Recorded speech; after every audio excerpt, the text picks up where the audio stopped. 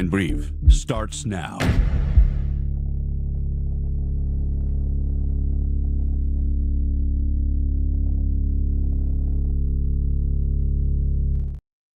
What is up, everybody? Happy Friday. Thank God it's Friday. What a week. What a week. I am so happy to be on the air. Thought I was going to be able to make it to you guys with an afternoon show today. And you know what? Sometimes the stars don't align and it's just not in the cards. Trying to get everything set up. Hopefully you guys like the new color. What, my brother-in-law, his wife, and my wife, and myself and my father-in-law have decided is that each month will have its own color theme, and the lights will reflect the color everywhere for that month. And so last month was red, and I didn't even think about it till just now. It is the month of August tomorrow. So we started a day early, I guess. But my birthday's August 5th, and my favorite color's blue. I didn't really think and plan it that way, but it just turned out that way. So anyway, I digress. So welcome to another episode of the Blackline Brief. I'm your host, Matthew McKim, and we have a great show for you guys today. I'm just getting all my sound set up. It sounded like it was a little softer than normal. Let's see. Mystic, is the audio and video good to everyone in the audience? All right. Mystic's not here yet. Hopefully, can you guys give me a thumbs up in the chat to let me know that the audio and video sound good? All right. Sound is good. Thank you, Project Nexus. Thank you, Cody V, Katie, Anna J. You guys are the best. My favorite color is blue too. Right on, you guys. Okay, so I don't know if anyone caught it yesterday.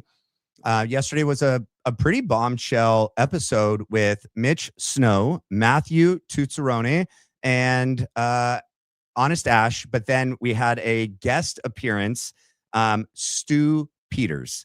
And boy, did I need that. Oh, thank you, brother-in-law. He said sound is great too.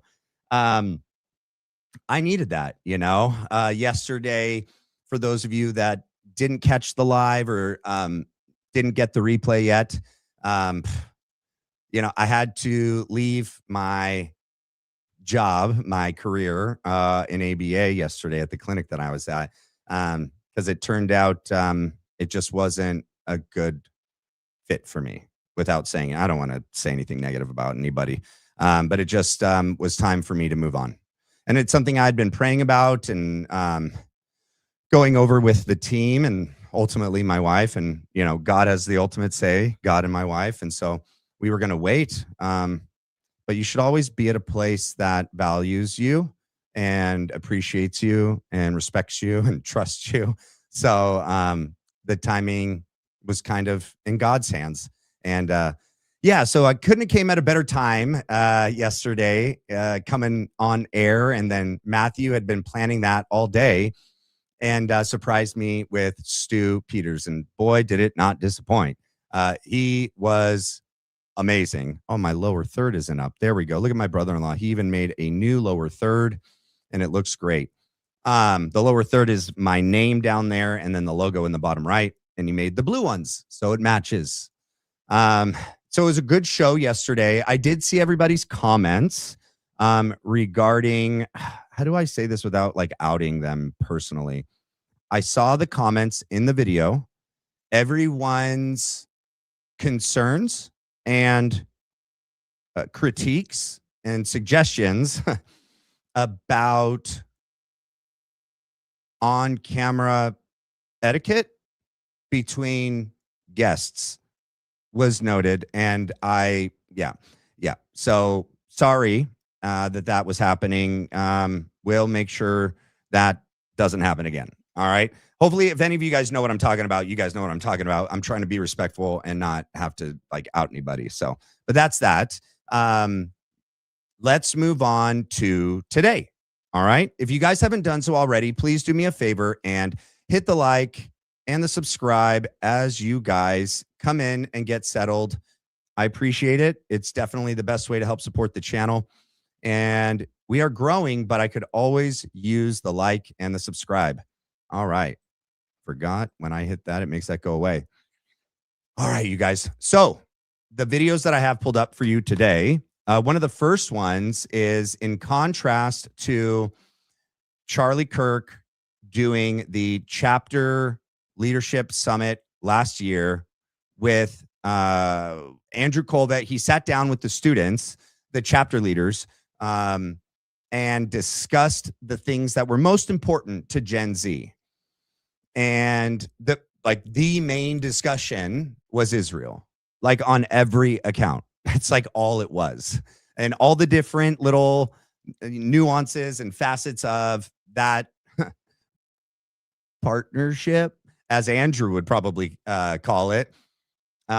We would say, I don't know, forced enslavement. You know, what is it when you're like, I don't know, a prisoner or a slave, and you don't want to you don't want to be a slave anymore. You don't want to be a prisoner. It's almost like some of these people have, what is it called? What is that called? When you start to identify with your captor, Stockholm syndrome. It's like a lot of these Zionists have Stockholm syndrome. I just thought of that. You know, we've been enslaved by not just the, Bibi and the ruling, elite of Israel, but really this oligarch, elite group of individuals that have been controlling the United States for a long time. And so many people, sadly, for some reason, defend Trump and the administration, the relationship with Israel, thing like the war in Iran, and like what even Charlie described as a genocide and an ethnic cleansing of Gaza. Sorry, I could tell my mouth is dry.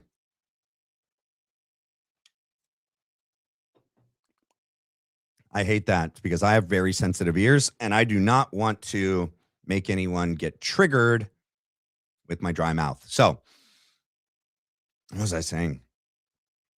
Yeah, even Charlie described what was happening in Gaza as ethnic cleansing or a genocide. And I don't know how people still defend like Trump and JD Vance and this administration, the war in Iran, our relationship with Israel. I mean, the only thing I can conclude, honestly, is that they're either really evil themselves and they agree with all the things that they're doing and decisions they're making. They could be really stupid. Yeah, that's definitely possible. That's always on the table with these people. Stupidity, ignorance. But I mean, there's probably a level of blackmail, threats, bribe, that is going on. And we know that even Stu mentioned the pressure that he was getting, not identical, but similar to Charlie from the inside of his organization. And that even people like Blake Neff were trying to exert pressure on Stu on what he covered, didn't cover. And I know for a fact that was occurring with Charlie Kirk as well. And if you guys remember the new documentary that came out about Charlie Kirk and Blake Neff, a lot of people think Blake is, well, no, they know that he's book smart, right? Like it's clear that he's book smart, but yet he's so stupid. So people, I think, misidentify like what he's capable of based on his appearance. He doesn't look like a threatening person, right? You don't look at him and your brain doesn't go like threat identified when you look at him. And so for most people, I think they overlook his potential role in all of this, to what degree he could have participated in the preparation, planning, before September 10th, the execution on September 10th, and then the cover up after. But if you hear his own words where he was saying that he was there when Charlie was in Mar-a-Lago in Florida leading up to Trump picking key positions in the administration, and Blake was shilling his words for specific people to be placed in the administration, which he said were chosen and are in the administration today. To me, that shows a connection and relationship with people that pre-existed Charlie Kirk and that were separate from Charlie Kirk's relationship with the individuals that Blake was shilling for. And so I do not overlook Blake as having some sort of, I don't know, deeper role than just what most people assume. I think most people assume he was some sort of unwitting participant in the lead up to September 10th, but then in the aftermath became a very willing participant in the cover up, is people's opinion. It's my opinion based on his own selective memory and lying about where he was, who he was with, and what he was doing and when, that entire day. That leads me to believe that Blake is much worse than I think a lot of people think. Like I said, I think a lot of people think he's just stupid and not any real threat at all. I think differently about him. I think he likes the way that people misperceive him, right? As not being a threat, as only being book smart. And yeah, so anyways, back in the summer of 2025, when Charlie sat down with the chapter leads during the Student Action Summit, it was either, I forget like when it was. I don't think it was the Chapter Leadership Summit or the Student Action Summit, but it was that summer. Charlie and Andrew Kolvet sit down with these like 25 Gen Z students. And I'll play a clip to refresh our memory. We can watch some of it. It's good to remember and look at how Charlie was behaving, thinking, feeling, and speaking just a couple months before he was killed, especially on the topic of Israel, because for most of us, we think that that is one of the main, if not the main, contributors to his death, was his ever increasingly evolving, rapidly view on the relationship that the U.S. has with Israel and what partnership should they have with us at all.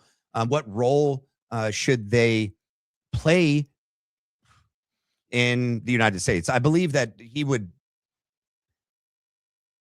We're not allies with Israel. We've never been. And so I don't understand why people say that, you know, our greatest ally. We have no formal agreement or partnership with them. But I believe that he would have been rethinking, completely rethinking the relationship that Israel had with us in politics, whether or not, like, he did not trust our intel agencies, right? And since that's the conduit that the Mossad comes in and gives information through, like these different separate intel agencies of these separate countries, seemingly is like part of this system of control that runs all of us, right? And when you look at the formation of a lot of these intel agencies, it all happened in the last years of World War II and the early years after the end of World War II. And they consolidated power and information, because information is power as well, very, very quickly. Not only that, they consolidated technology. Like literally everything. If we were to look back and go like, okay, I know we could go back even further. We could probably even go, I mean, we could go back far and be like, when did this really start? And I think I even did a video of that. A guy did an audio video, no video, like pictures were on the screen, but basically talking since like the fall of the temple, what was it, like 70, 72 AD, to present day, and how Israel went from that to where it's at today. And that like everything seems to culminated just in the years,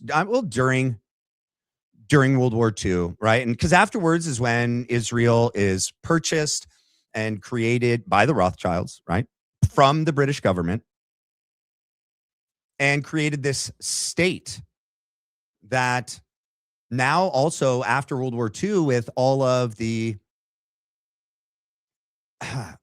horrible crimes that happened in the Holocaust, a lot of not honest, not well-meaning individuals that hold political power in that country over the years, including our most, the current Prime Minister, Bibi Netanyahu, utilize that to have this forever victimhood label, that they use. And it's like a weapon, right? To manipulate people, but also to claim, this is how it's always been. Remember, like, anti-Semitism as a term doesn't have a fixed definition. All of the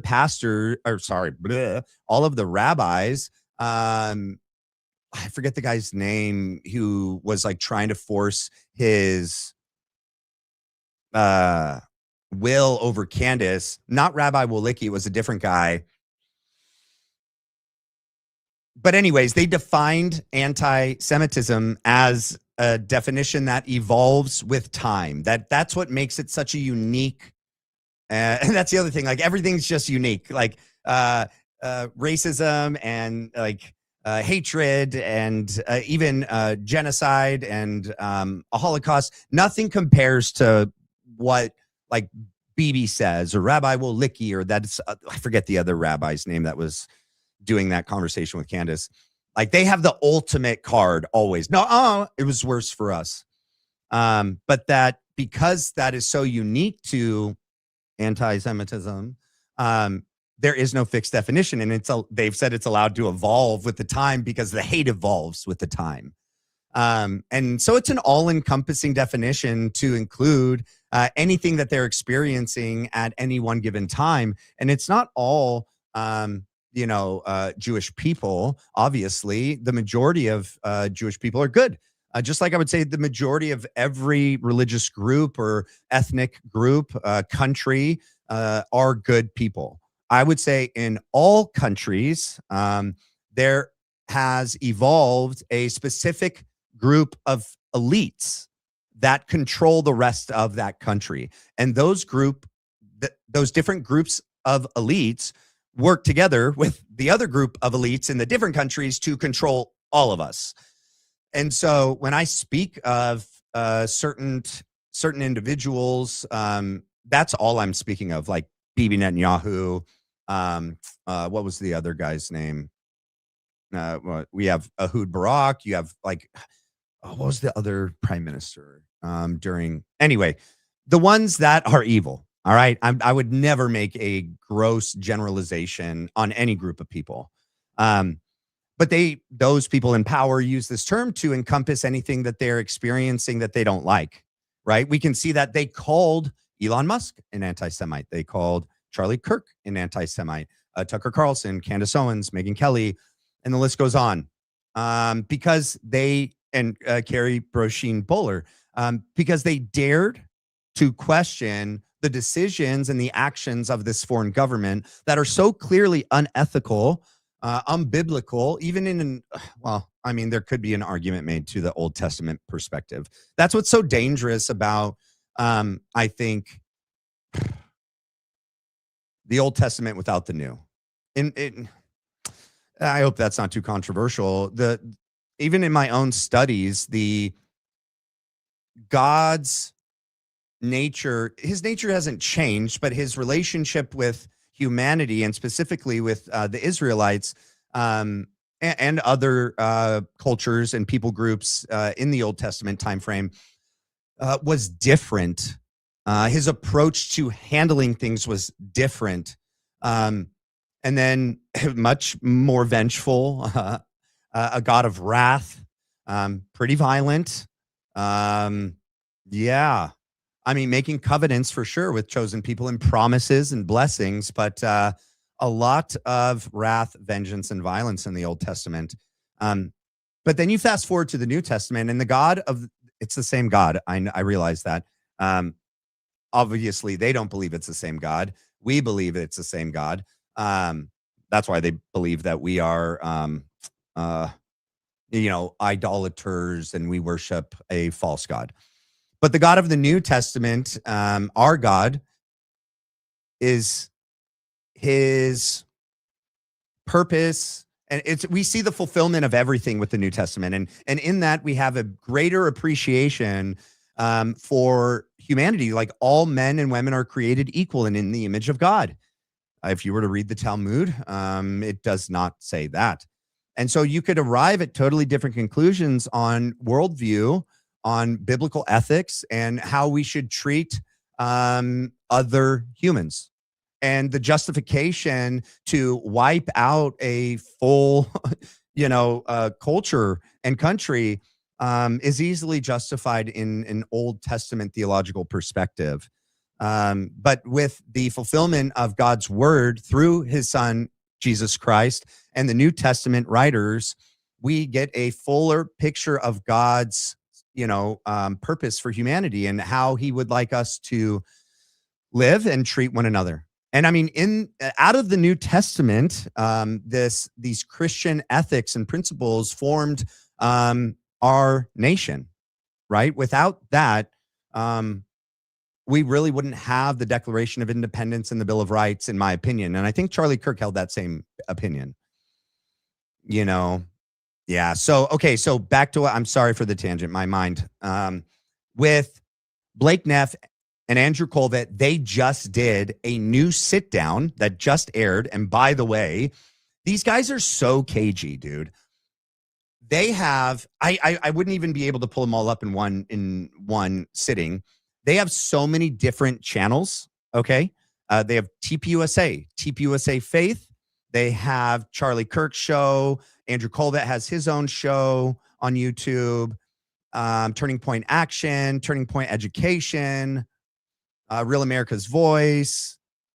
That's just on YouTube. And then they have all that on Rumble as well. And then they have other ones on Rumble as well. And then they have Thought Crime on Rumble. Then you have that's an offshoot of Real America's Voice. It's like a satellite or a show, Human Events with Jack Posobiec. They have so many different places where they hide videos. And they do that. I can show you what they played from this, what do they call it? Roundtable with these students that just was released today. And it's Blake Neff and Andrew Kolvet. It's so tragic that a year ago, right now, around this time frame, actually, I can pull up the one that Charlie did do. And it was labeled, here, let me share this. Let me pull it onto screen. The name of this video, hold on. What is this? Oh, I need to make it bigger. All right. The name of this video is, Am I Anti-Semitic? 25 Gen Z students plus Charlie Kirk discuss Israel, Netanyahu, Gaza, and AIPAC. All right. And let's see when it was released. July 24th. What are we today? July 31st. So yeah, about 6-7 days ago today. Wait, so 6 would be 30. Yeah, 7. All right. So I can show you the one that they released today, and I'm going to explain to you why I think this is important. So this is the one that they did and aired today. Notice the size, the sample size of the students that they selected is so much smaller. And I would beg to, I would bet it was because the majority of the students that were there last year with Charlie Kirk all held views of Israel that most of us all hold right now, right? Everything that I'd already mentioned about, like, oh my gosh, what happened on October 7th, the response to October 7th, uh, BB, coming out here 7 times in 1 year, beating the war drum since 1996. Like, they're months away from getting a bomb and, but never get it. All the money that, like, Miriam Adelson and other massive, very wealthy Jewish donors give to AIPAC and other political, yeah, for politicians to be elected that are gonna that are Zionists, right? All these different aspects of the relationship that Israel had that we all really started to become awake on after October 7th. And then really, really, as it got closer to September 10th of last year, are what they were all talking about. And Charlie agreed with them. Like, you can see his face and his responses, and Andrew didn't, right? It's going to be hard for them to get those same students from last year's sit down, come to this year's sit down and not voice those same things. They don't even bring up Israel.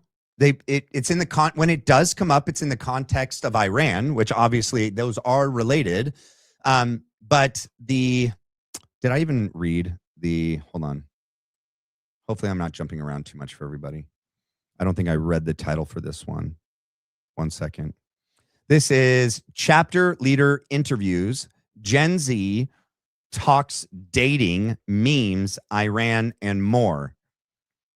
Let that sink in for a second. Hold on. Did I make it bigger? Wait, there we go. Last year with Charlie Kirk, all they did was talk about Israel. The whole 22 minutes of it. Who knows how much longer that video was? And parts were cut that never made it on. Later, just a couple months ago, they took the video down, edited it, and re-uploaded it with about 1.5 to 2 minutes missing. And they relabeled it Charlie Kirk versus 25 Gen Z students of his own chapter leaders of Turning Point USA. That's what Andrew Kolvet and Blake Neff did.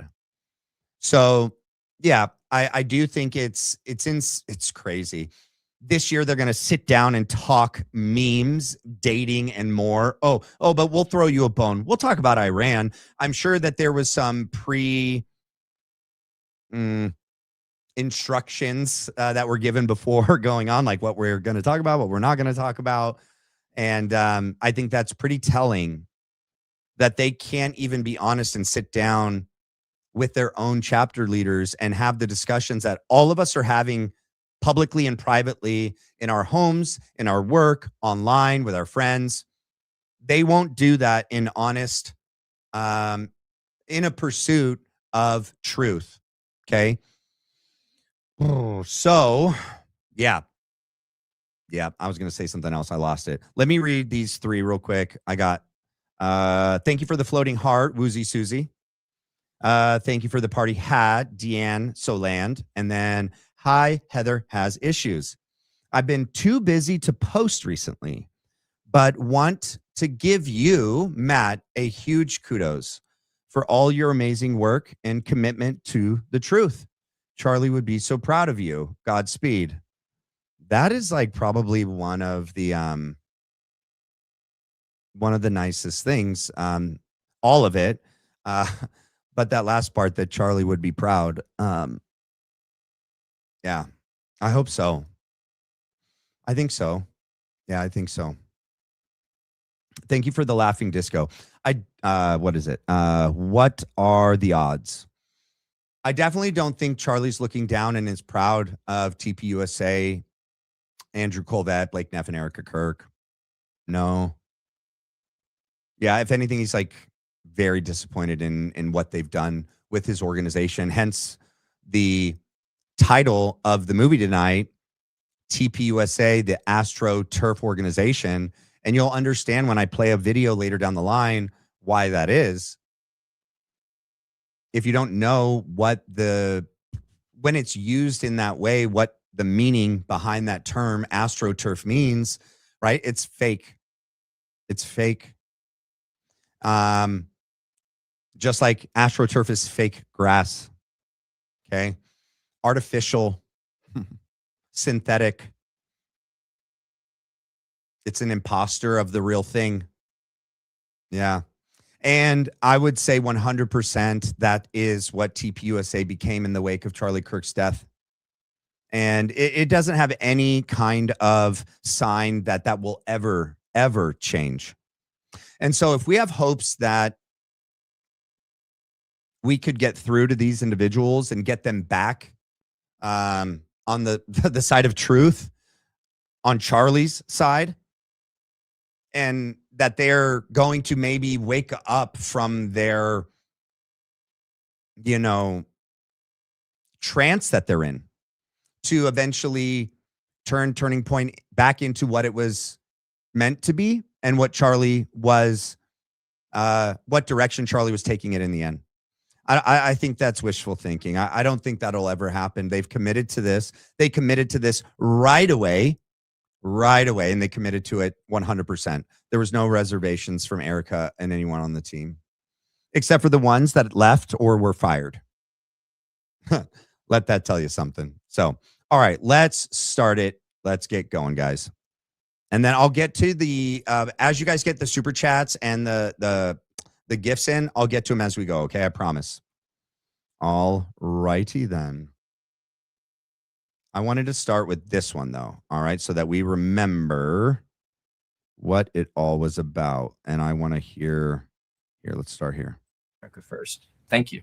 I find prophecy as policy generally to be theologically problematic. I mean, there's plenty of things that the Bible says that have been done throughout parts of history that certainly a nation state doing today we would see as a bit of a problem. When it comes to sending these, what you said, $300 billion, yeah, just with inflation, yeah, to any foreign country, all I can think about is across our own southern border, we have an actual military in the form of the cartel that kill thousands of people, and that's leaving out the hundreds of thousands of Americans that have died to drug overdoses due to drugs that have come across our southern border. And it's insulting that that money goes anywhere else because we have such a huge problem here. Yeah, I want to kind of flip this word association game around just slightly because we haven't done it yet.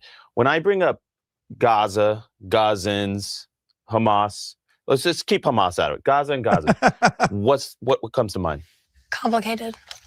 Life. Destruction. I'd say differences. Perish. What is the impression that you guys have of what's been happening in Gaza? It doesn't have to be a singular word. I would say like a severe loss of life. I feel like that's always a bad thing, no matter which way you look at it, no matter who's, basically no matter who's dying, it's never really a good thing. And it's you not said good. Perish. So would you say that on social media you see a lot of maybe kids dying or death and destruction? Is that getting fed into your algorithms a lot? Yeah. Notice how he's saying that, right? Like what's being fed to you, as if that the narrative, the perspective of just honest reporting of what was going on over there and what's continually going on now is some sort of forced on us, right? It's not just, no, this is what it looks like because that's what's happening, right? Andrew's going to continually try to bring this whole conversation back. I know there was a debate recently as to who is Charlie Kirk's handler, who was. And I've proposed that he had at least 3 within the different organizations at Turning Point. And Erica Kirk, for sure, in my opinion, is one handler. And she handled the TPUSA faith handling, right? She's the one that brings in all of those, Calvary Chapel pastors that we call like the mocking pastors, right? Rob McCoy. Frank Turk's not a pastor. He does apologetics, but he's in there. James Cadiz, Greg Laurie, and Jack Hibbs are the big ones, okay? Also like Russell Johnson, the guy that had the hat on that was screaming into the mic at the last Make It Heaven Crowded event. He tells a story of how he got connected with Charlie. And we've heard Andrew Kolvet and Blake Neff and others tell the same exact story, that Erica Kirk would find people through watching videos and listening to things, send it to Charlie and like nudge him. Like, you need to have this person on. You need to talk to this person. You need to network and connect with this person. And she did that a lot. So she being the handler over the, like, well, the marriage as well. Like, she was his wife. She's his widow now.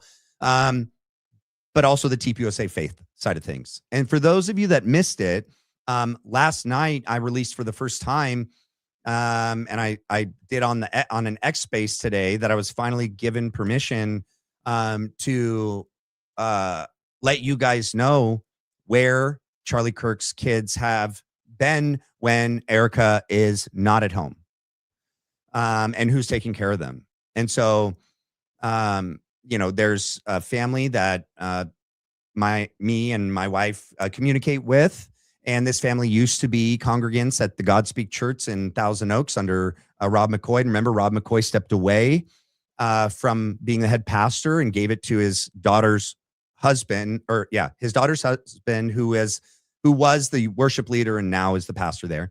But then Rob McCoy and Michelle moved out to Arizona so that Rob can devote all of his time to the TPUSA faith part of Turning Point. And in the wake of the assassination of Charlie Kirk, Michelle all but moved in with Erica Kirk. And so, people are like, no, she's taking care of her kids. No, she's taking them with them. No, she's still doing what Charlie Kirk asked her to do. Think about this, you guys. The same family told me that Charlie Kirk had a falling out with Rob McCoy. I'm trying to get more information as to the specifics about the context of the falling out. Like, what was the falling out? Who made the decision to split? I would beg to, I bet that it was Charlie. I mean, Rob is out here claiming that, he was like a father to Charlie, right? And that I know he did say, Charlie has said it like once or twice, that Rob was his pastor.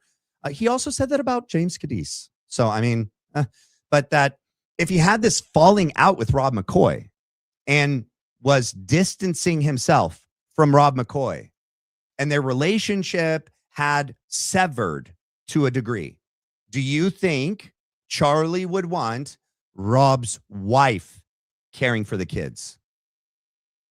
No, I don't. Do you think that Erica would have known about the falling out with Rob and Charlie? Yeah, I do. I do think Erica would have known. I think it would have been obvious, but I think Charlie, at least until like, maybe you could say in the last 3 to 5, maybe 6 months of their marriage, there's been reporting of real issues within the marriage and possible even the beginning of divorce. I've never seen proof of that or anything that substantiates that claim. I wish people that have made that claim would release whatever it is that, leads them to that conclusion, or at least tell us what it is, but if Charlie was still telling her things and the falling out happened like a year and a half ago and it stayed, Rob and Charlie didn't like reconnect and fix that friendship. It had severed. Why would Erica choose Rob's wife, to be the person that basically moved into the condo and is like the sole caretaker of the kids when Erica's away? I find that really, really suspicious. I also just on it alone, regardless who it is, the fact that she's having to think about this, I get so pissed thinking about this, you guys. These kids, it's so sad. It's so freaking sad. At the time, Gigi was 3.5 and Mac was 1.5 when Charlie was killed. And my contact just got caught. They lost their dad forever. And nothing will ever bring him back.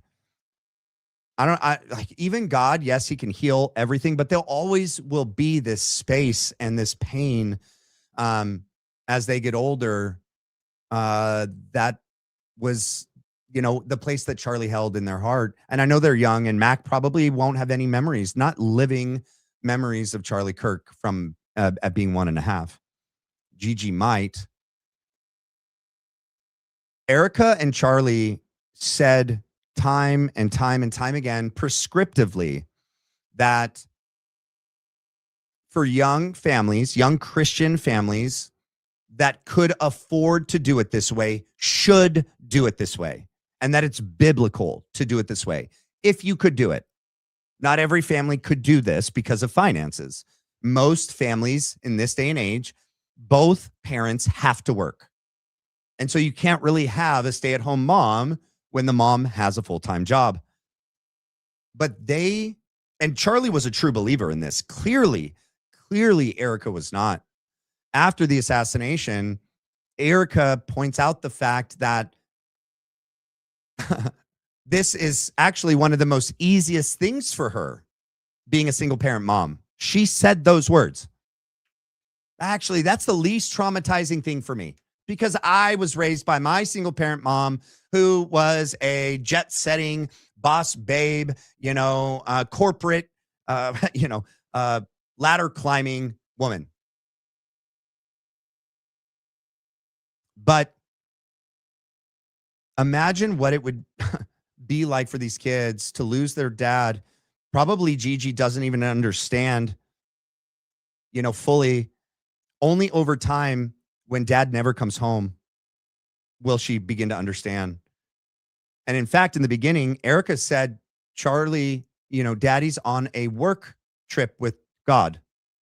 I wonder how confusing that might have been for Gigi. A work trip for God. I know that you have to try to explain death to a 3.5-year-old. I get that.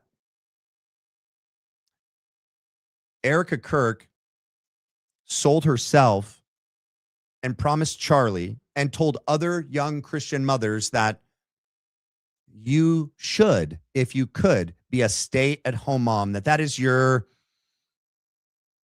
what did she call it? You're the guardian of the home, right? Like, that is your responsibility. That is your calling. That is your role within a Christian marriage, and that the husband will work and provide and be the spiritual leader as well. But that the young Christian mom should be a stay-at-home mom that cares for the kids and raises them up in the ways of the Lord, and it's the guardian of their home. But the moment Charlie dies, all of that goes out the window, and now she is this corporate CEO woman and tries to justify it as if her,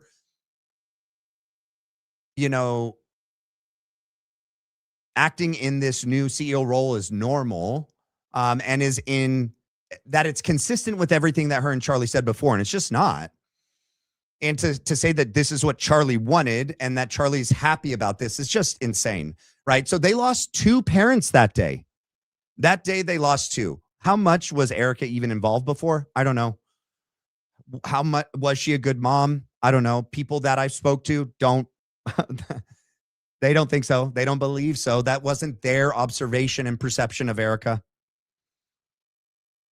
But think about how cold you have to be to know that your children just lost their father, Charlie Kirk, and then you make a decision that's going to take you out of the home consistently multiple days out of the week, to where you now have this other woman who did know the kids, but 3.5 and 1.5, still, she's pretty much a stranger in the sense that it's not mom and it's not dad. And so Erica makes a decision within 24 to 48 hours that she's not even going to spend a significant amount of time in the beginning days, weeks, months, or even a couple of years to help their children process this loss and deal with the grief and pain of losing their father. She just makes the decision to be this new CEO. And I think it's really evil. Because neglect is it's a form of abuse. neglect is a form of abuse. And you can neglect children through attention. You can neglect children through how you care for them financially, providing for them, or you can also neglect their emotions, their thoughts, their feelings. Psychologically, you can neglect them by not caring for their mental state, for wanting to ensure that they heal from this with you because they lost their dad. And she makes this decision to appoint Michelle McCoy as the stand-in for her and Charlie. I don't find that to be a Christian decision. I don't find that to be something that Charlie would be okay with. I would never want my wife to do that. I would never do that if I was in that same situation. So going back to this, sorry for the long, drawn out monologue tangent I went on, but I think it's a very, very careless and callous and evil decision for Erica to have accepted the nomination to become CEO when she full well knew that that means she would be gone from the home a lot. You know, she didn't assume everything that Charlie did, right? She's not debating people. She's not doing campus tours. So she will not have to be on the road as much as Charlie did. Okay. But she still will have to be out of the house functioning in her role as CEO a lot. And her role has also taken her out of state a lot. The kids are not traveling with her, right? Supposedly they traveled with her when she flew to Chicago so that the kids could see Charlie's parents. I don't believe that, but I think that was for all of us because that was the week before the preliminary hearing. So I think it's just a very, very disgusting and evil thing to do to make that decision and leave your kids home with, some other person while they're still not understanding and dealing with the loss of their father. So, man, was that a tangent or whatever? Because we were talking about Israel and this chapter leads. Maybe one of you can help me how I got off on that one. Is paternity in question? I don't think so. I don't think paternity is in question because, so if paternity is in question, Charlie didn't know, in my opinion. I don't think Charlie would have faked having kids that weren't his kids. And from all the things that I saw, he treated both of those children 100% as if he believed them to be his own 100%. Is there always a possibility that Erica was doing things behind Charlie's back right before they got married? And I mean, yeah, there is. But that's large. That would just be major speculation. So, yeah, no one has seen the faces of the kids. But all right, let's continue so I can gather what it was I was talking about. Sorry. And actually, on our school's campus, they'll have these little missing kid posters, and in those posters, they'll read about these kids who have died. They try to have us to have more sympathy for them. And it's like, at the end of the day, as you had mentioned, they are humans. We already have sympathy for them. So on campus, now let's do something we haven't done. Has there been any awareness for the Israeli hostages? Is that? No. I think that's also important to talk about, right? I mean, or the 1,200 plus that were massacred. Yeah, the nearly 1,300. So that's a factor because I think we need to have a balanced conversation about it. Word association game. One issue you wish we were focused on instead of Israel, what would it be? I'd be able to say continue on the border. Border. Deportations. Housing. Families. How many of you guys at least get the impression that Israel matters more than having young people be able to own homes? I think it's interesting. I'm going to let him answer in a second. I think it's interesting that Andrew has to ask a question which points to getting off the topic of Israel. We know his connection to the Kairos company, Miriam Adelson. Gosh, what's that other guy's name? It's escaping me right now. Johnny Moore. There's a couple others. Andrew Kolvet is, wow, not at all who he portrays himself to be. Well, I mean, like now, actually, I think now he does. I think what we see Andrew doing and saying now is much more in line and is consistent with who he is than what we saw from him when Charlie was alive. He was doing such, he was making such an effort to not come across to Charlie as this like diehard Zionist that would never evolve on his position about them, even in the face of overwhelming evidence that that we shouldn't, support Bibi, the government, the political elites of Israel in the war, and everything else that they've done, like the connection with Mossad and Jeffrey Epi and just all of it, right? He didn't want Charlie to think that like it doesn't matter how much evidence comes out that we shouldn't have any freaking relationship with Israel, that he would just still support him to the end, much like James Cadiz and these other people. He had to put on a show for Charlie when he was alive, and all the people around him did that too.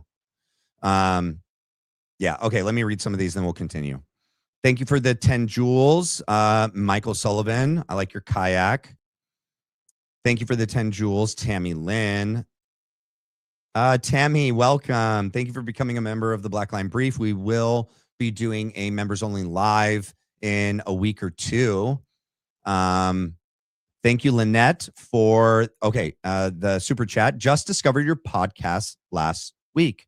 Love the blue. I know, me too. I have so many different colors lined up because I made so many different versions of the logo, and the lights here make any color light. So it's going to be really cool over the months that we get to cycle through all the different colors. So it's going to be cool. What do we got here? We have Goosebumps. Please read the Bible when you feel depleted or defeated. Christ is King. Fight the good fight. Love, sending love from Canada. Thank you so much. Always. I have my new King James right there. For sure. You got to stay in the word. It's how you stay fed spiritually. So Brand Dizzle. I'm so glad you popped up on my algorithm. You are killing it. Keep going, Max, friend. Cool. Prayer hands and the cross. So it'd be like Christ, right? The cross. Thank you, Brandy. All right. We have Independent Thinker here. Good luck on your next chapter journey. Christ is King. Go, Max. Thank you so much. This is the next chapter. This full time. This is what I will be doing. And so, yeah, Monday will probably be the first day that I do 2 lives in a day. And I'll do one in the like mid-morning, afternoon time frame. And it'll be like an hour to an hour and a half, hour, 45 minutes. And then I'll still do the evening show at the same time at 7 p.m. And it'll be the 3-hour show. And then I go on vacation next week for my birthday from Tuesday to Friday. But I will be taking stuff with me so that I can do a couple lives while I'm there. They won't be 3-hour lives. And then I'm going to try to, over the weekend, pre-record some things to upload while I'm gone for you guys. All right. Wait, I skipped one. Pendulara. Okay, I just finished the panel show. Nice work. Were you aware Meta glasses don't just record? They can live stream. Initiated via cell phone within 30 feet of the glasses plus Wi-Fi connection. And they're at a college campus, so they would have had Wi-Fi connection. Is that really true? That's insane. Let me look that up. Let me look that up real quick. Looks like a light went off. Do Meta glasses have live streaming capability? Let's see. Yes. The current Meta Ray-Ban smart glasses do have live streaming capabilities, but there are some limitations. This is like a really good tip, actually, because I need a sip of water. Because multiple people connected to Turning Point USA have said that they were watching a live stream. And I saw someone's comment. They're saying, like, why does everyone question it was a live stream? It was live recorded. I don't know any channel or any place where there was a live feed showing that campus event in real time. I don't know. You guys can send a chat and let me know. But yes, it was being live recorded and it would be uploaded later. Like all their previous videos, they had never done a live streamed campus event outside, the debates. The Ask Me Anything, prove me wrong. But like Gary, Not So Tactical, and other people, Dana Loesch and others have said, no, we were watching live stream. We watched it as it happened in real time from the comfort of wherever they were. Charlie get assassinated. And I find that interesting because other people continually say that Erica watched Charlie get murdered live in real time, not at UVU, but somewhere that she was like, some people say, sorry, I didn't mean to hit the mic. Some people say that she was there. I don't see any proof or evidence that she was actually there with the kids. But I think it's much more plausible and likely that she was watching the live stream. And we know that Terrell said that to Candace, that others had said that they were trying new things that day. One of the things is that they were going to be live streaming it. But one of her questions and all of ours was, okay, then where was that being live streamed? It's not even like there's no placeholder or anything. Not even in the Wayback Machine does it show that there was a link or anything to a live stream for that day. But that's a really good point. Oh, let me finish about the Meta glasses, the limitations. You can live stream directly to Instagram Live and Facebook Live. You can stream from the glasses, first person point of view, switch between your phone's camera and the glasses during the live stream, hear comments through the glasses speakers while you're live, if enabled, allowing you to interact without looking at your phone. I mean, those are really cool features. What you can't do, so these are the current limitations: no native YouTube live support, no native X live streaming, no native Rumble live streaming. A compatible smartphone is still required to initiate and manage the stream through the MetaView app. You guys, I think that's actually a really good tip because we were wondering why Dan Flood is either turning them off, turning them on, taking a still photograph during the whole incident with Charlie. Dan Flood is on his oh my gosh, I keep hitting the mic. Dan Flood is on his phone a lot, communicating with people. Could it have been this live stream? And could it have been the Meta glasses that Dan was wearing and he's communicating with people, and that's who was watching the live stream? I think so, possibly. All right, Kathleen, thank you for watching the videos that I can't stomach to watch. I loved Charlie and am heartbroken at his loss. We're going to find out what happened to him. Yeah, I definitely think we're going to find out. I don't know that the administration or whoever, whatever authorities would be the authority to prosecute, charge, convict the people guilty and responsible, playing any role, all those connected. I don't know that we'll ever get that level of justice. But I do believe we will know the same way we know what happened to JFK. They've never admitted it. They've still not declassified the documents and released the documents unredacted. But we know. We know it wasn't Lee Harvey Oswald. He wasn't a lone gunman. There was no magic bullet. Get out of here. Get out of here with that. Did I read that one? Yes, I read that one. All right. Thank you. What are the odds for the chili? Thank you so much, Carrie HS, for becoming a member today. Abigail, thank you for the 200 joules. And then we have a gold coin from the Tiffinator. What up? And then Stargazer, I'm late, but love the blue. Thank you. Does it go good with my eyes? I don't know. Somebody said that my eyes are really blue on camera. I don't know. Wait, which one am I on? Love the blue. That one. All right, here we go. Common Sense Collective, good to see you. Thank you for the flower. Be kind in the USA. Good luck on your new venture. You will definitely be successful. Christ is King. Thank you. Thank you so much. It's a big leap of faith. I was talking about that last night with my wife, that, you know, we have our own plans that we make with our limited perspective and foresight and, you know, knowledge as, you know, limited human beings, right? And we think that sometimes we're making the smart decision that is like based on being mature and like being financially wise. Like, okay, we need to make it 3 to 6 months before I can even make any kind of decision on whether or not to do this full time.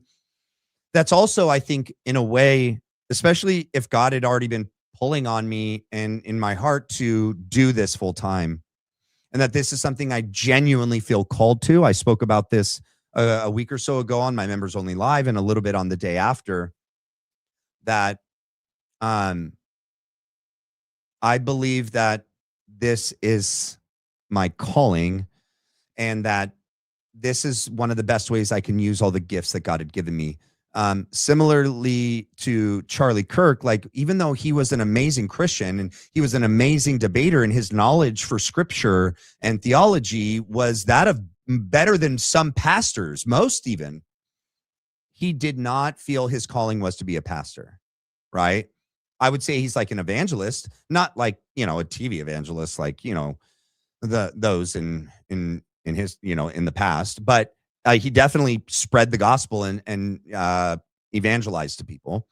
But he used his platform as a social media personality, political commentator, to just be authentically proud and outspoken of being a Christian in a Christian nation, what used to be, and being proud to be an American. He utilized all of the gifts that God had given him to do what he did. And in that same exact way, that's what I feel about me doing this. And so even though I thought it was the right thing to do to like wait and, you know, give it more time, that I really would have been resting on my own strength and what I would be capable of. And I would have been limiting what level of faith I would have had to depend on in order to get through it. All of my eggs are in this basket now, all of them. And that does something to someone when now 100% you're committed to something that you know God has called you to, and you are relying 100% on God for that. So, yeah. Let's see. Up. And this one. All right. Thank you for the 250 joules for the clapping seal. Let's continue. Raise your hand. It's divide and conquer. We can do a lot of things. This is why there's so many cabinet secretaries. This is why we have a government that can do a lot of things, is because we can focus on foreign stuff and we can also focus on domestic stuff. I personally am pretty all right with a lot of what we have been doing, but I do understand where a lot of Gen Z is coming from with a lot of this, because like I said, we can't buy homes. We can't afford anything. We can't really afford anything. So do you guys see Jew hate increasing amongst your generation? I think that there's a lot of collusion between criticism and hate. I think that there is legitimate hate out there, but that is such a good point. There is I forget the first word you use, but there's collusion between legitimate criticism and hate. And it's like they're being conflated in that anytime you have legitimate criticisms of what Bibi and the political establishment and the government of Israel is doing, and it directly affects us, like it just does. we are like tied at the hip with them. And I think when they can label, and they did this with Charlie, with Megan, with Tucker, with Candace and others, Dave, you know, like, and other individuals as well, that you can't make any criticism at all without being labeled an anti-Semite. And so I agree with him. And I think Charlie was very well aware of that at this time. When this was recorded, he had already started receiving much of that hate and pressure from the donors, you know, and other people calling and texting and pressuring him not to have Tucker Carlson on at AmFest, not to platform Candace Owens anymore, not to even be friends with her, not to talk about Jeffy Epi anymore, not to oppose the war in Iran, not to question October 7th and the response, the lack of response of October 7th. And by doing so, he was being labeled an anti-Semite, which he said himself in regards to Elon Musk, that it cheapens the actual term when it's used properly against people that are being anti-Semitic. So this was important. I guarantee you, he chose this topic. He chose the setting and how this went down. This was Charlie's decision. It wasn't Andrew's. Andrew got to make the decision this year, and we'll get to that. Israel's not on that. Also, at the chapter leadership summit that just happened, they did a poll with all the students, and I posted it on X. On the poll was, what are the major issues, topics of like contention within the youth, like the Gen Z, the Zoomers, right now? One option that wasn't on there at all was Israel, or our relationship with Israel, or anything about Israel. All of foreign, what was the term they used? Like international foreign relations was the selection. You couldn't, and he did that. I think they did that intentionally, because then you wouldn't get an actual accurate representation of how many kids, young Gen Z youth, or young adults, that their major issue that they felt was like one of the biggest threats to our democracy and plaguing our country and our youth, like our Zoomers, was this relationship with Israel. So yeah, wasn't even a selection. Thank you for the 10 jewels in the floating heart. And thank you for becoming a member. Oh no, it says, congrats on you taking a leap of faith. Love you. Thank you so much, Vasiliki. Oh, I need you to email me. Just email me and say hi, and I'm going to email you back. I got something for you. A lot of criticism is being framed as hatred, or you don't support this because you're criticizing it. And that's like, I think that's a little inseparable from what the left do you guys does. think it's anti-Semitic to say you don't like Bibi Netanyahu? No, I don't believe so. There is a rise of Jew hate, but it's not the majority mover. I think the majority mover of Gen Z and Gen Z conservatives is exhaustion. Precisely. Would you guys think that's a fair categorization? Yes, for sure. I mean, again, there is like an isolated, like, weirdo, I hate Jews. We don't like that. No one in decent society wants that. But instead, it's kind of like, can we just, I don't know, make it so I can buy a home? Yeah. Or like deport people? Exactly. Yeah. Does that resonate with you? Oh yeah. Exactly. You're not anti-Israel. You don't wish them harm. You're not, like cheering on Iran. No, I support Israel. I think they're our ally. I want them. But you would be called an anti-Semite by some people for saying this. And I think that's ridiculous. I don't hate Jews because I think a nation should defend themselves. Exactly. Yeah. Like, I think that's the most ridiculous thing ever. I feel like it's becoming like the word racism. Like, we just disagree with them, so we just have to call them a name. Yep. I don't think they're actually anti-Semitic. I think people just can't agree with them, and they can't prove them wrong, so they just throw a word out and be like, you're anti-Semitic because you think that we should stop sending our money there. Something that I see amongst the people I'm around, I do see more like general disdain towards, just being honest, Jewish people. That's correct. Just because they're constantly being told that you hate Jews. Yep. And it's like, fine. Look at Charlie. If you're going to say I hate Jews over and over and over again, like, if I'm going to be convicted of the crime, I might as well do the crime. I fear the same thing happens with all the talk of race. The more we talk about it, the more we bring it up, the more racism actually happens. This is like, I try to tell, thank you for saying this. Like, listen to like, Charlie. I try to tell these people, and they're like, we must get more aggressive. And so like, let me ask a question. If we were to remove, like, if people said what Tucker said is anti-Semitic, I don't hold that view. But it's like a lot of people on Twitter are like calling us out and like, whatever.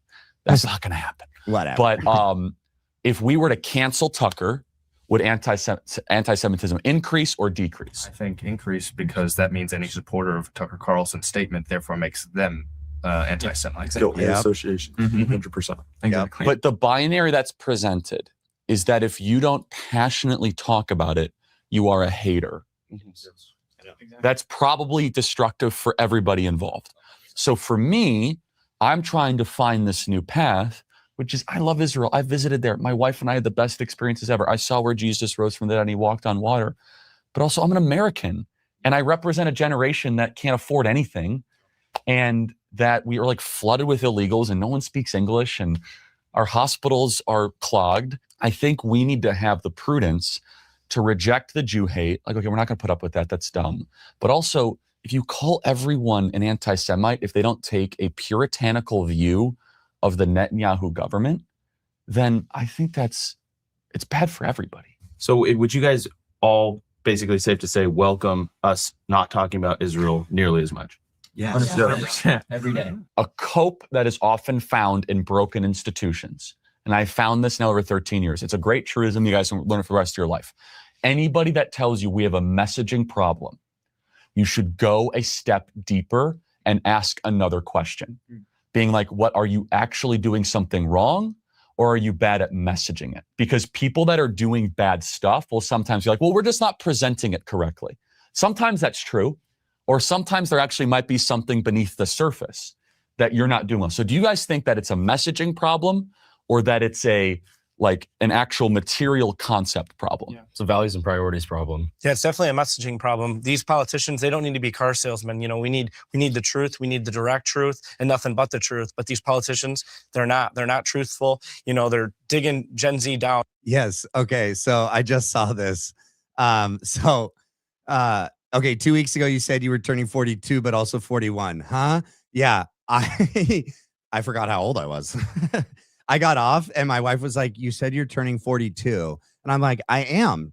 And then I'm like doing the math. I'm like 1985, 2026. Oh, okay, I'm 41. Or I'm turning 41. And I think that's what I'd done live. Like in my head, I was like turning 41 and I thought 41. And then I was like, oh, but 42. So no. 1985, August 5th, 2026. I'll be 41 on August 5th. Thank you for pointing it out. I misspoke. In the dirt. Who represents you best outside of Trump? Well, thank you. That's great. I don't do that just for the sake of it either. I mean, oh my gosh, I didn't notice that before. That's it. Two things I just noticed. So he goes, who represents you the most? And then he goes, outside of Trump. So Charlie believed when this was recorded that Trump represented Zoomers. And that was what the campaign sold to them. Okay. That the issues that the Zoomers cared about made it to the White House, and this administration cared about those issues, ran on many of those campaign promises, and that was going to do things to benefit them, to help them. Okay. The next thing I just noticed was the student pointed at Charlie. Can you imagine what J.D. Vance, what Trump, what Andrew Kolvet, what Bibi Netanyahu thought that the future of America, of Christian, Republican, Zoomers, and I guarantee you that student, that young, American, was not the outlier, was not the exception to the rule. That was the majority. His response, his honest response, pointing to Charlie and saying, you represent us more than anyone else. Whoa. And if Charlie was representing them in their ideas on Israel, which he was, and then Charlie's view was evolving about Israel, just like the Zoomers were. If Charlie was allowed and left to continue to evolve and arrive at the natural destination where most of us are right now, which is like sever it, cut that thing off now. Man, it's a parasite. And he had all of the next generation of Christian Zoomers following him. That's massive. If Charlie felt that JD had betrayed the base, had betrayed MAGA, America First, America, and Charlie Kirk and Zoomers, Charlie would not endorse him in 2028. Charlie might run against him in 2028. Charlie at least would not support his run for presidency, right? If they promised Charlie, and Charlie promised to us, can you imagine how Charlie would feel today if he was alive? You know how Candace Owens and Tucker Carlson feel, and Megyn Kelly and Sean Ryan feel? They feel guilty. They do. That they got everyone to believe that Trump and JD Vance was going to represent them and do what they promised us. They feel used, lied to, manipulated, backstabbed. Charlie would have felt the same way, and he would have been vocal about it, ladies and gentlemen.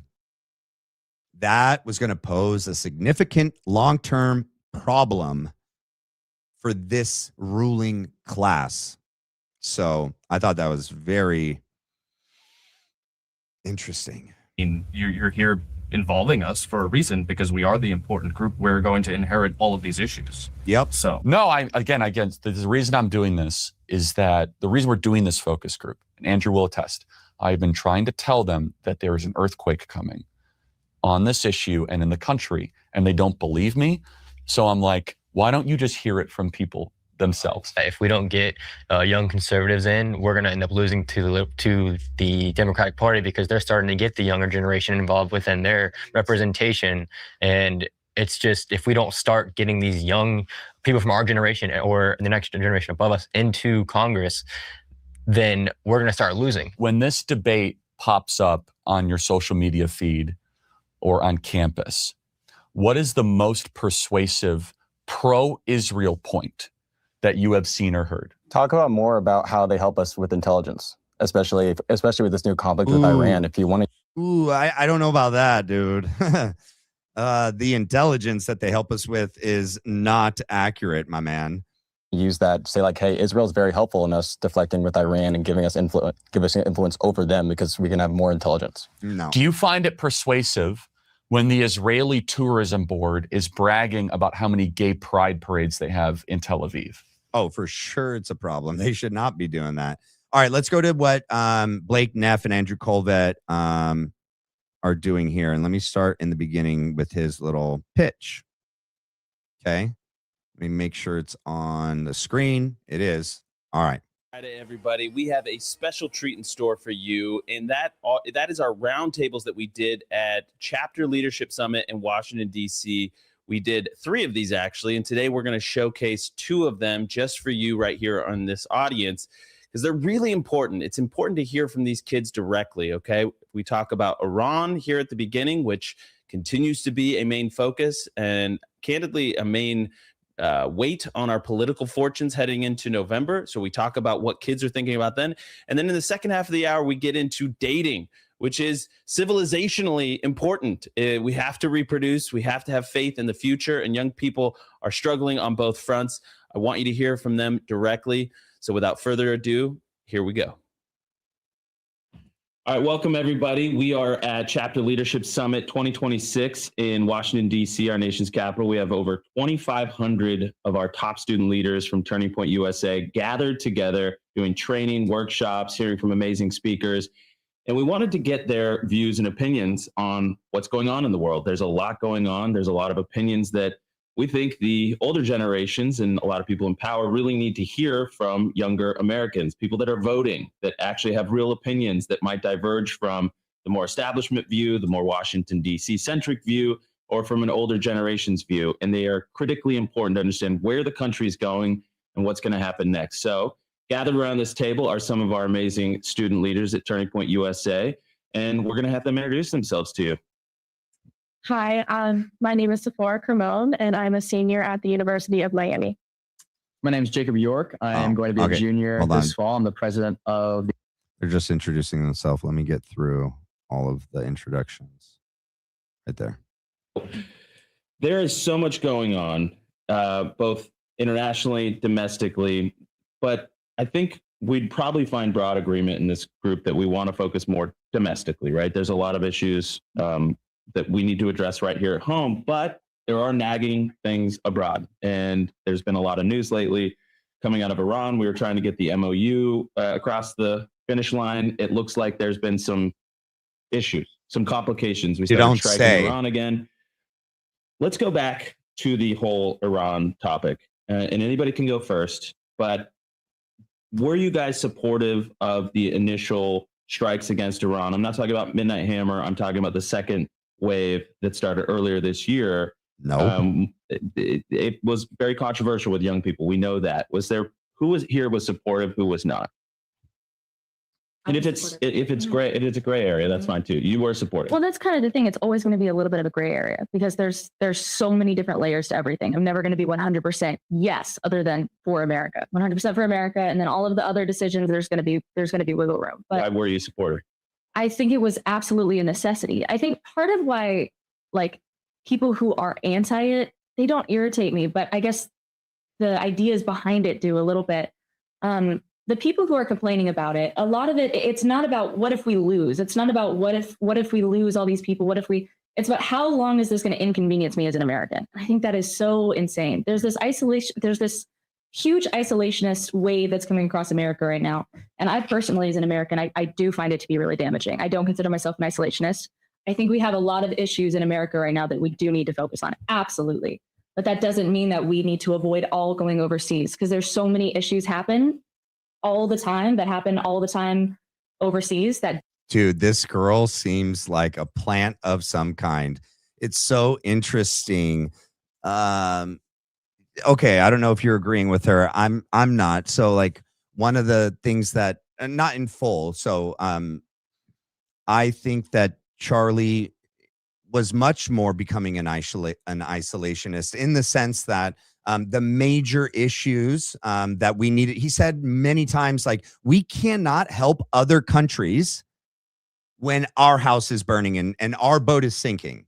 We cannot go and try to be the policeman of the world and give money to other countries, fight wars on behalf of other countries, get involved in their battles, Ukraine, Iran, Gaza, whether that's through actual support with our own military or with finances, that Charlie was increasingly becoming, and he was already to a degree, in part, and I think that's why he liked, JD much more. JD would be considered much more of an isolationist than Trump, but that the people that they choose to have on this panel are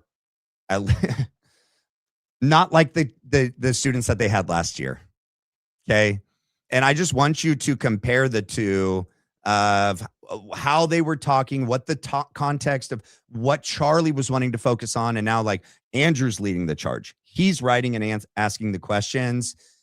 They're picking the students. So the students, what happens is, out of all the students that are there, right, it's a chapter leadership summit. So it's the chapter leaders that go to this retreat.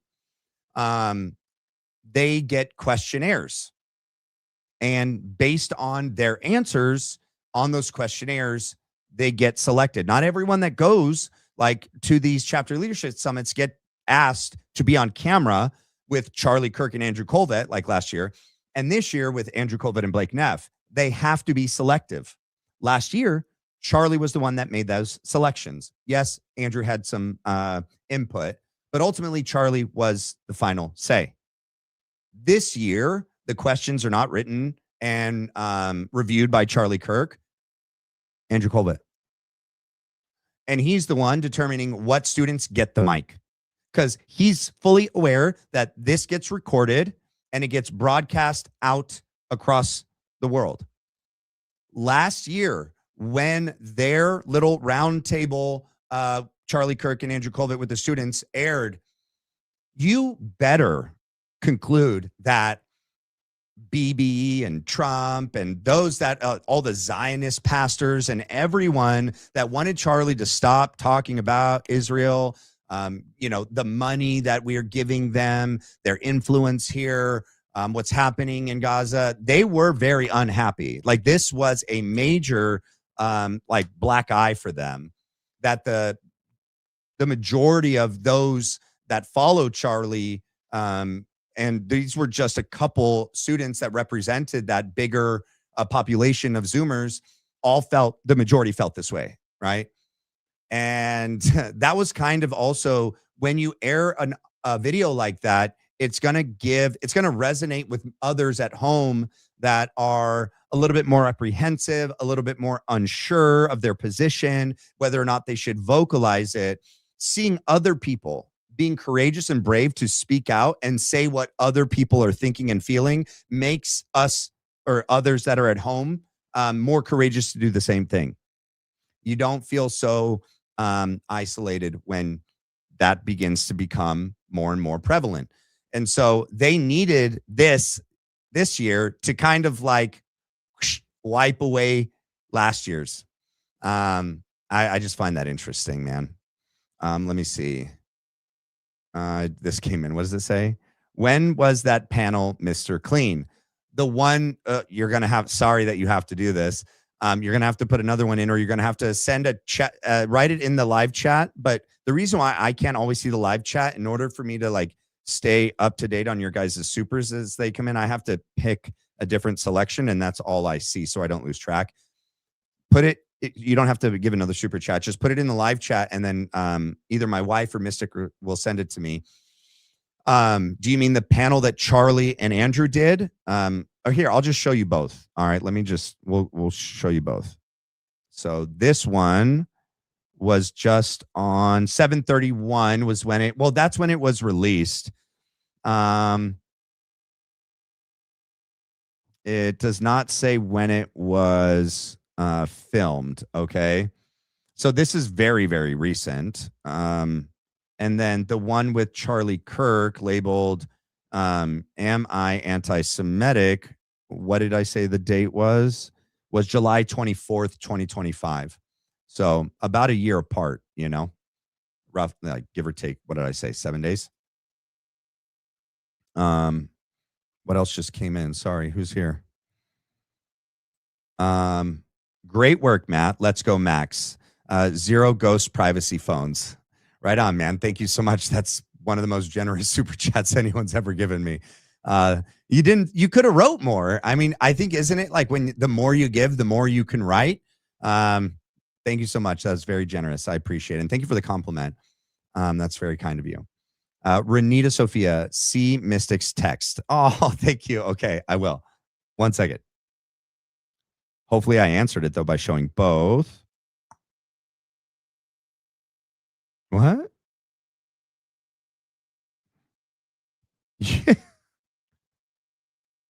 Okay, I'll put this in. You guys are hilarious. All right. Yeah, I love this, too. You guys are really dialed into the live chat. I'm doing so much during the live that, like, I'm not seeing where the conversations are going and what you guys are talking about. So I love this. I'm going to write a poll in right now. I'm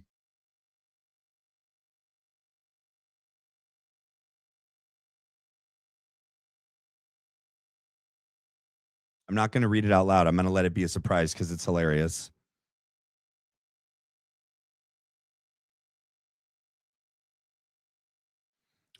Oh wait. I almost wrote that in as a comment. Dang it.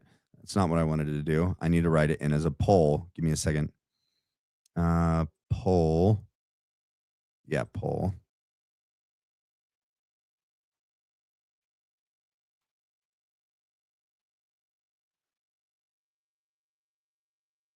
Sorry, it's taking me a minute.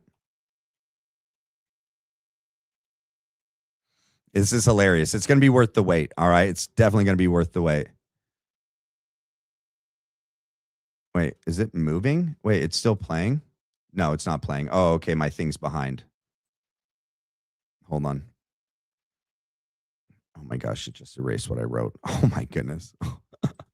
So funny.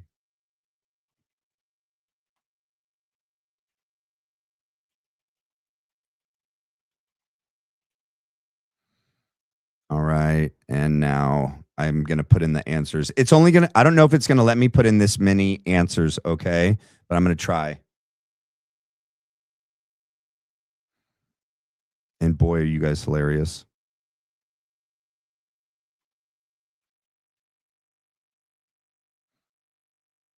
Add an option. The next one.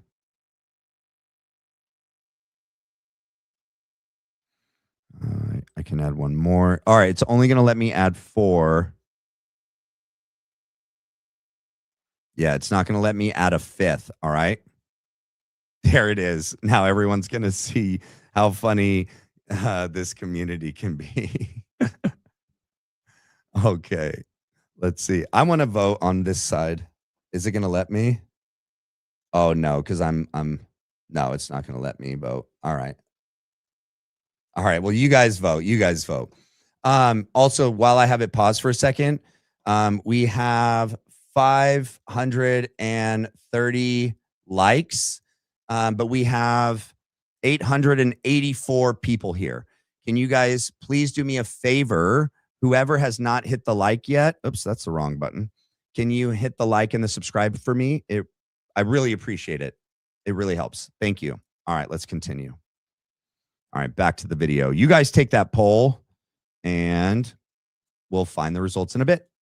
Do affect us here. Mm-hmm. Who maybe had the opposite opinion of it?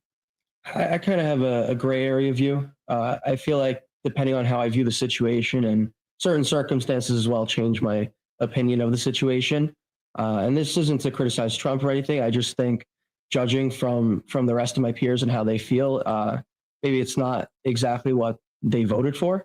Like Trump very much ran on America first and no new wars. And I think a lot of people just felt maybe misled when this originally happened. Say it. With that being said, I'm very much of the belief that Iran shouldn't have access to a nuclear weapon. They don't.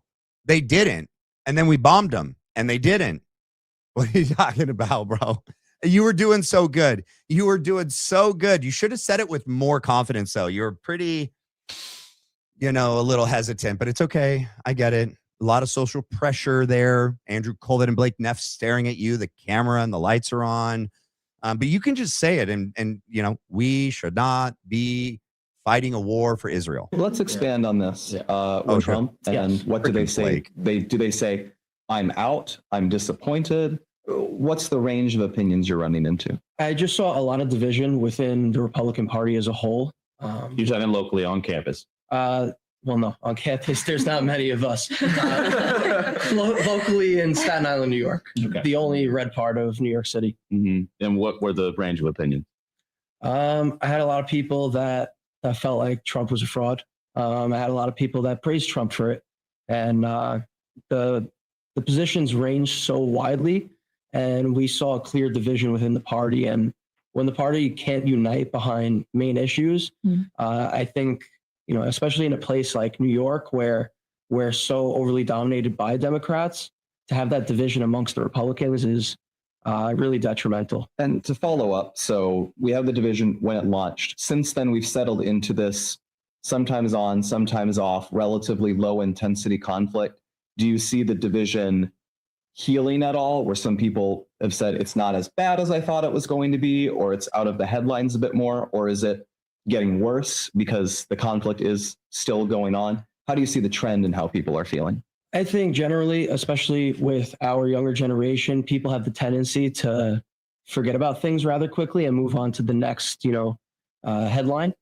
But with that being said, I think a lot of people still feel misled because originally Trump said that, I forgot exactly how many days he said it was going to last, but he gave assurance that this wasn't going to be an ongoing thing. And that's not quite what we've seen. But, if Iran is not willing to work with us, then I could defend it in some way. I mean, like I said before, Iran should not have access to a nuclear weapon. And we've been seeing now, that they're making threats against the U.S. and against the president specifically. Exactly. Very, very over the top threats. We're going to kill Trump.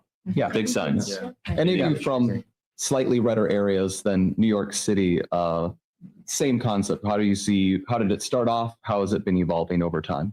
My area specifically, I'm on a Christian college campus. So I'd say the general amount of students is conservative. And I think what's interesting is the conservatives who are jumping ship, they're jumping ship because Trump said no new wars and stuff like that. And I always ask them, so if there was a major crisis, are we not allowed to go now? And would you jump ship then? I think that's what's interesting right now. And I think that's what Charlie was so good at, is he was so good at uniting people and getting people on the same page and be like, hey, maybe we disagree here, but we're still behind the same team. I feel like right now you're seeing that, hey, I don't agree with this one thing, I'm out. Like, I don't want to be a part of it and stuff like that. And I think that's really dangerous. I think also it's just a terrible understanding of politics in general, because it's always going to be 2 steps forward, 1 step back in some sense. Anybody else? I'll add on it a little bit. I guess as far as like a Christian perspective goes, I mean, I'm a Catholic, but we have a lot of Christians that are kind of lukewarm in their faith, but there's like this conflict that's going on between those who are like, it's the Holy Land, we need to protect them. And then, well, why are we going to war in the first place? All right. I hope you guys are enjoying this so far. Much more to come. Hold on. He's going to skip. I'm trying to do something too while I do this. Hold on. Let me get back to it right here. You might be. Give them a call. They can help you figure that out as well. Again, that's investwhyrefi.com. So without further ado, we're back to our panel discussion at CLS with TPUSA students. But if you're living in America and you want to protect the liberty that we live and base this country on, then as a Christian, you need to know how this Western civilization built America and that it was founded on those rights. So it's interesting because there's Christians that are also against each other as far as Republicans go, but lukewarm versus non-lukewarm. So you specifically are connecting the Iran conflict with protecting the Holy Land and defending those values abroad. Correct. I've heard a lot of people say that I support Israel because we're defending the Holy Land from Christians. You've heard that perspective from Christians? Yes. Yeah, okay. If I could just add on there. Sephora. Yes. Regarding the religious aspect of it, at the University of Miami, I know there is a revival per se in Christianity, but that's not the case at my campus. And I think it's really important, and something that is lacking is the education and conveying to students actually why we need to protect America from Iran getting nuclear weapons, and that's not being prioritized. I think we really need to prioritize the education aspect of it, because students at what I have been experiencing at my campus, they don't want violence. They just don't want the bombings to happen overall. And they think the Republicans or conservatives rather want this to happen. We don't want this to happen. Nobody wants. Sorry, did Vasiliki leave? She was here, wasn't she? Is she not in the chat anymore? I was trying to do something. Wait, let's see if I could do it here. It won't let me do it there. All right, let me get to the next super chat so I don't get behind. We have Man USAF, so Man US Air Force. Hi, Matt. Did I hear you correctly today that Hamas would disarm only if our greatest ally left Gaza completely, and greatest ally already said no? Huh? Did I hear you correctly today? That Hamas would disarm only if our greatest ally left Gaza completely, and greatest ally already said no. No, I never said that. I can't tell. Are you being silly? I don't know. Are you being sarcastic? I didn't say that. Thank you for the 10 floating, or the 10 joules, the floating heart. All right, let's continue. Sorry, I was looking for, do you guys see Vasiliki in here? Vasiliki, are you still in here? I don't see a post of hers, a comment. No, I don't see it. All right, let's continue. To bomb innocent people, or I know there's casualties, but they think that we're just out to get them because they're Islamic. I think it's important to recognize that though America is welcoming of all religions, it was built on Christian foundations, and Islam, the religion itself, not Muslims, the Islamic religion itself cannot really assimilate well with American ideals. And so if, they're saying, let's kill President Trump, this isn't the first time we're hearing that. But if you really take a step back and really educate the students who are thinking in this mindset that. All right, I think I found a different part of this with these guys. I want to hear here. Hold on. It's going to be really fun. I think this is one of the more critical conversations we can have, because what you're about to find out, just even from the few minutes I've spent with these young guys, is that their culture is completely foreign. It's like an alien planet to older generations. And by older generations, I mean millennials and on. So you're going to learn a lot, I believe, here. And just to underscore the point, who around this table is going to be old enough to vote in the next generation or the next election, 2028? Okay, but can you vote in the midterm? Yes. Yes. So we are talking to voters that will determine the future of Western civilization very, very soon. Let's go around the horn here and talk to you guys about what year you were born.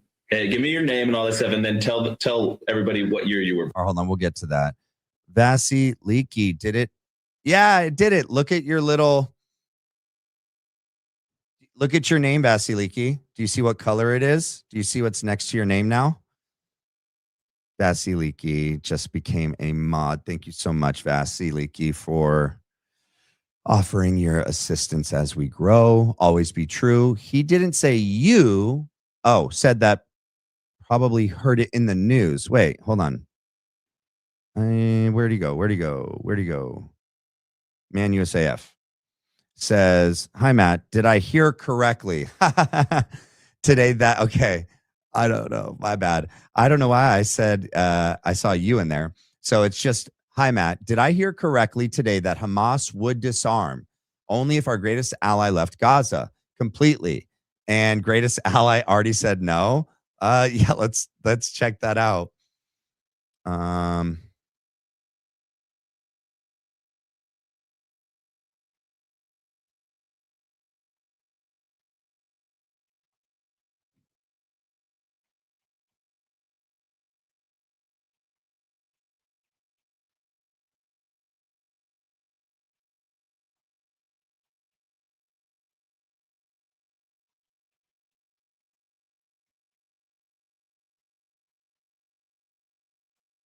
Let's see.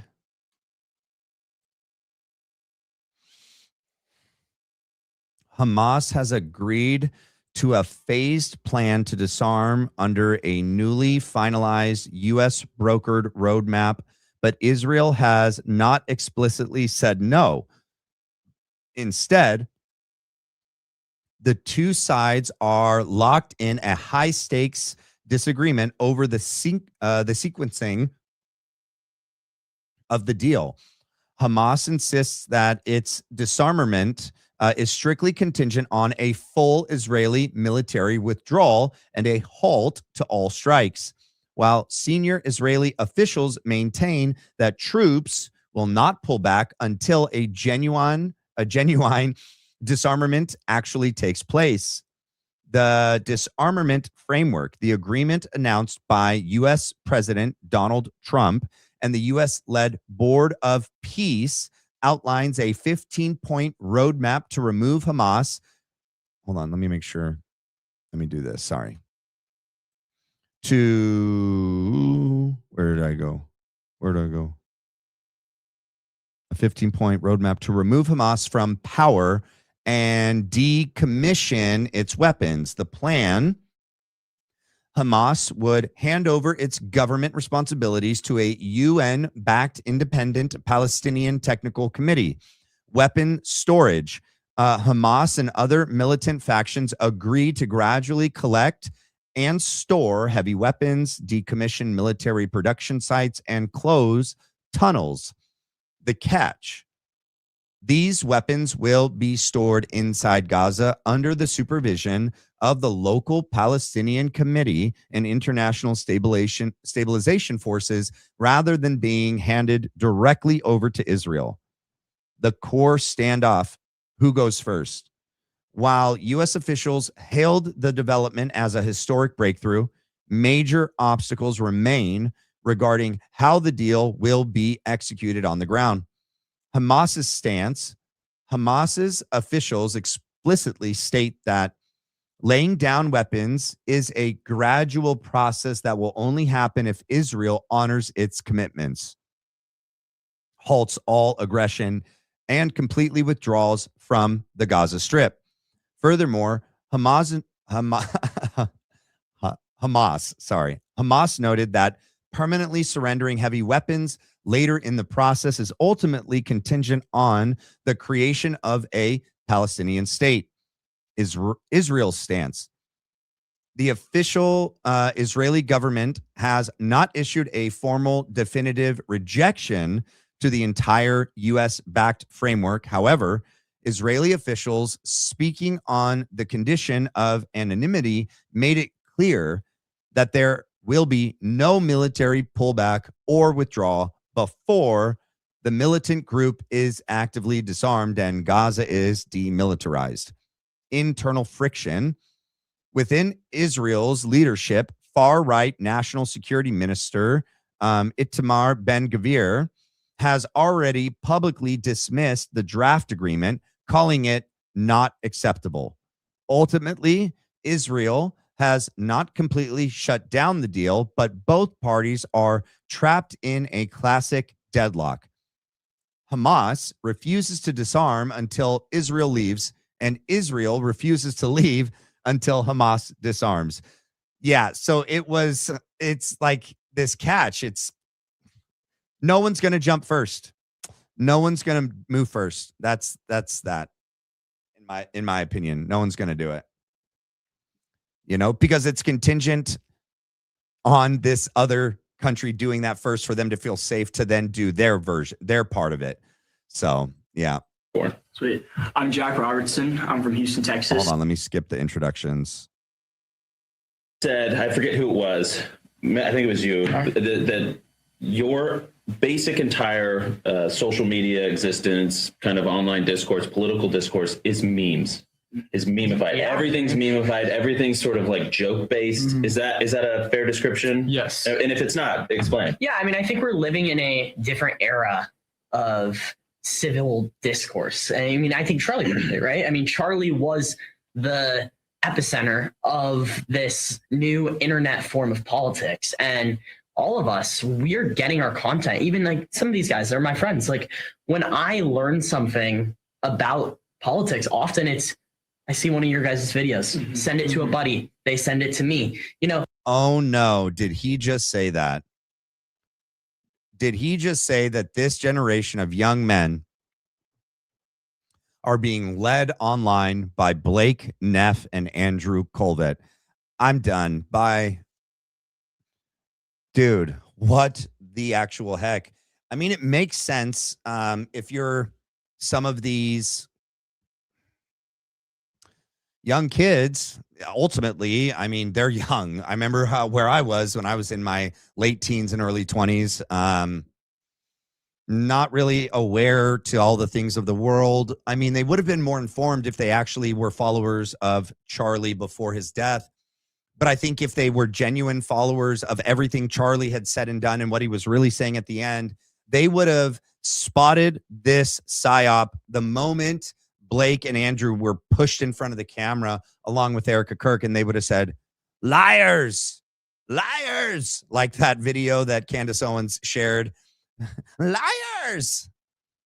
And they would have been like just looking for other creators to be where they get their information from now.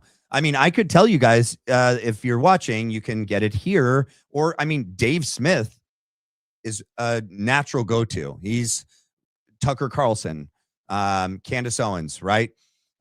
She's a lot more focused on the investigation and the assassination, as she should be.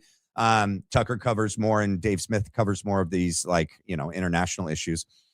But you should not be getting your information in news and from Blake Neff, Andrew Kolvet, Jack Posobiec, Graham Allen, and so on. So, all right. It looks like a lot of people are.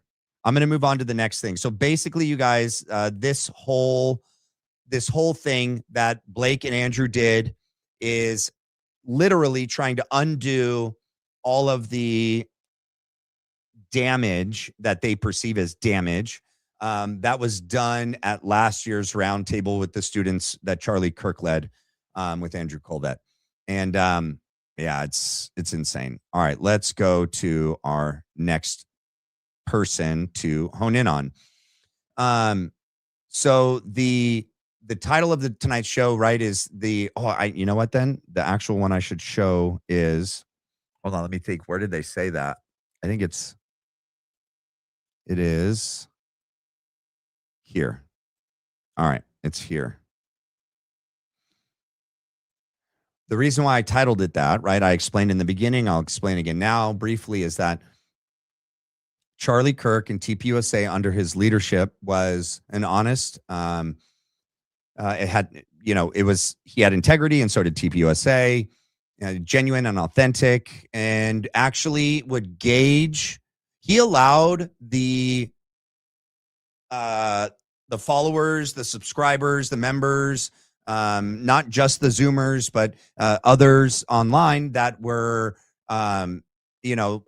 avid members of his lives and would watch his shows and follow him.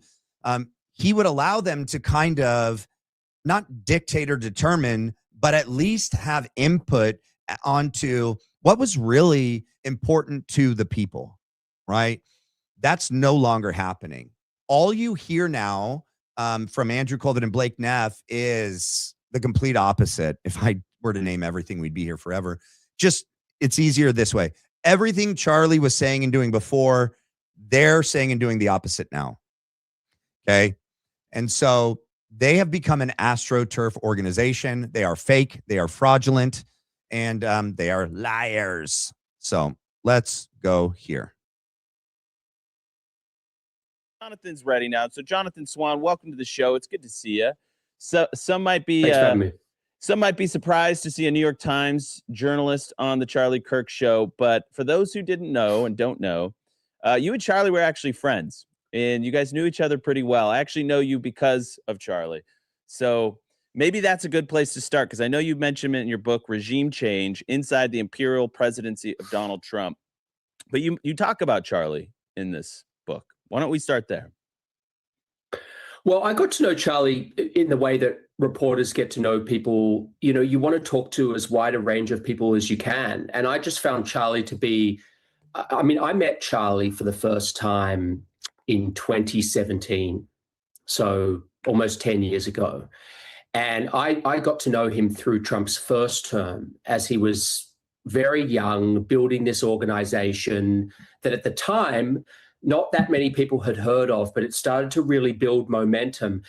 And it was very obvious to me straight away, that he was a very sophisticated and smart operator. I mean, he'd already developed a friendship with Donald Trump Jr., and he was starting to build, at the time, a very close relationship with the president.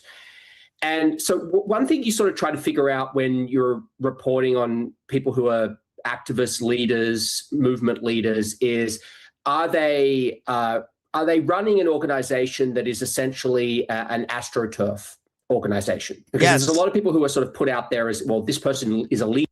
Yes. So that's what I find interesting, is that this guy has the cojones to get up there and make this comparison about, being able to determine what an organization, if an organization is an Astroturf organization, and you can come to that conclusion by looking at the leader and, discerning their positions and how they behave and speak and act online, and how they lead the organization to determine whether or not that organization is Astroturf, fake, fraudulent, synthetic. And he says that directly to Andrew and Blake, who most certainly and most obviously is Astroturf. And, with Erica and Andrew and all of those leaders leading Turning Point literally into the ground, it is the most Astroturf organization that Daily Wire too, and the Blaze, all the things, all the ones. leader, this person leads a movement, and you scratch a little bit under the surface and actually no, it turns out this whole thing is sort of ginned up with algorithms and it's fake. You could see very quickly and very clearly that that was not the case with Charlie Kirk. He had really huge, these events, the crowds at these events, you can't fake that. And it was very obvious to me that he was not just building himself as an activist leader, as a movement leader, as an advisor to the president, as a fundraiser, but in the view of, I could tell you quite a few people around Trump, Kirk had a choice. They thought he was either going to be the heir to Rush Limbaugh or potentially the Republican nominee for president in a future cycle. And I happen to share that view. I agree. And, you know, obviously we will never know, but I'd certainly had strongly felt that by, 2022, 2023. And you tell the story of inside the White House when the news broke of what happened to Charlie. And it's pretty excruciating. Candidly, I don't want to spend too much time on it, but if you have an anecdote, we'd love to hear it. Yeah, and that was the part we listened to yesterday. So we're not going to listen to that part because we already listened to it. But I found it just insane that they could get up there and act like they're not an Astroturf organization. Okay. All right. Let's have some fun. All right. We haven't seen our favorite Australian in a long time. Here we have Andrew, or might as well be Aaron Milan. Here we go. Lose it. Watching her latest attempt to prove that the accused, Tyler Robinson, didn't do it. This is not AI, ladies and gentlemen. I want you to watch it with me. As a lateral crawl. Let's watch that.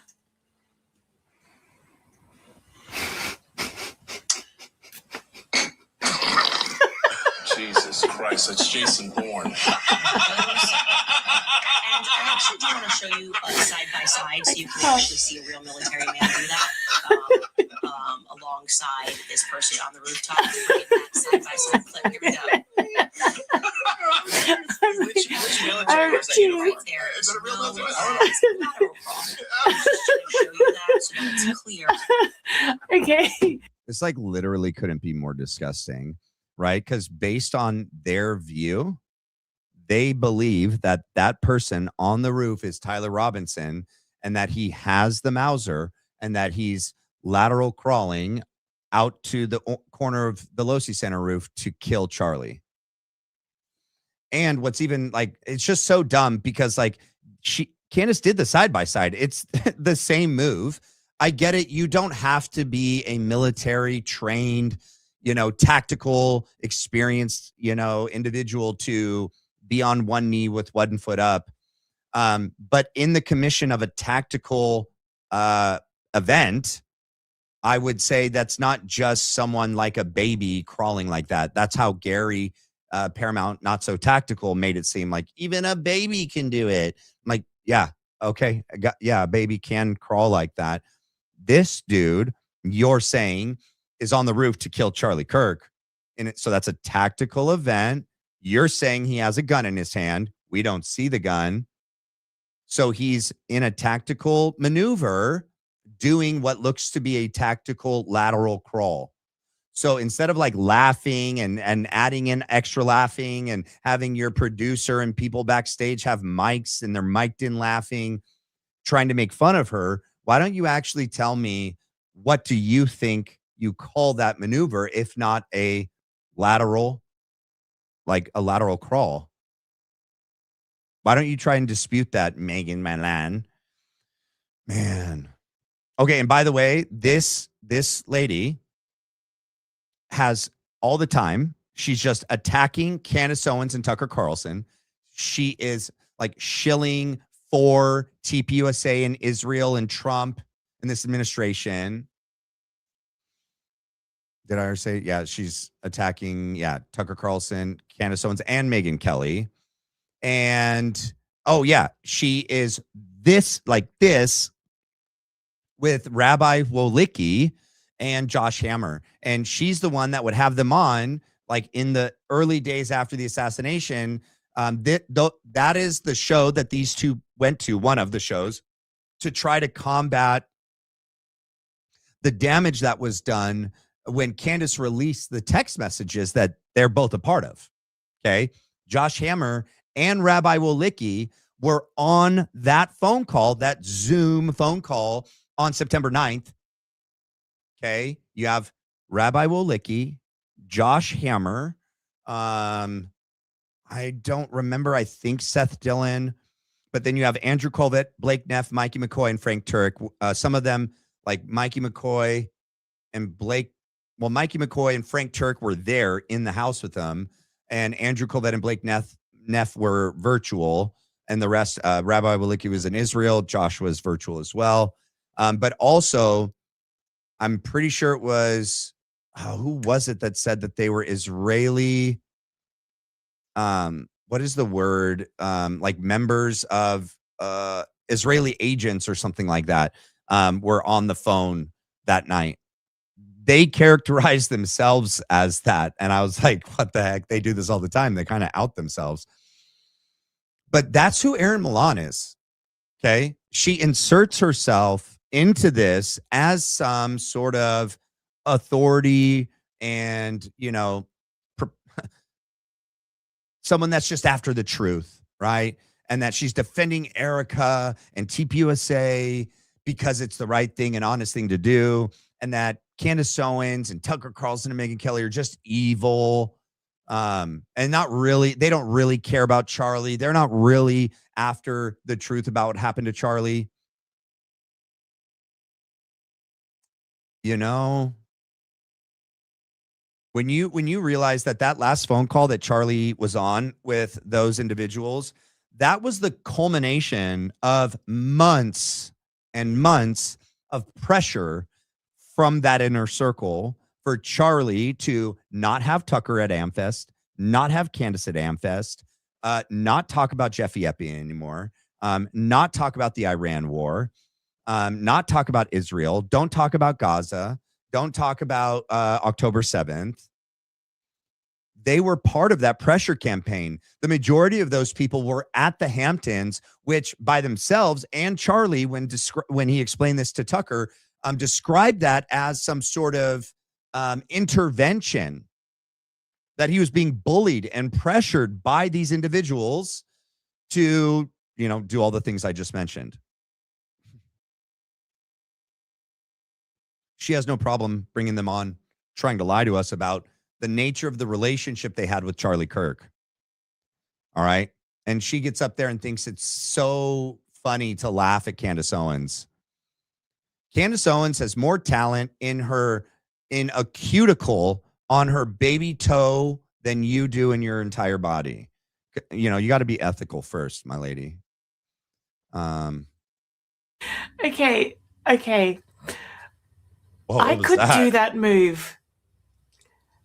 8.5 months pregnant. Yeah. Drunk with a sprained shoulder. Why would you be drunk? I could do that. Why would you be drunk when you're 8.5 months pregnant, Aaron? That's not good. That's weird. You use that as an analogy. Tough military. Only the trained best of the best can do move. And by the way, I was never drunk when I was pregnant.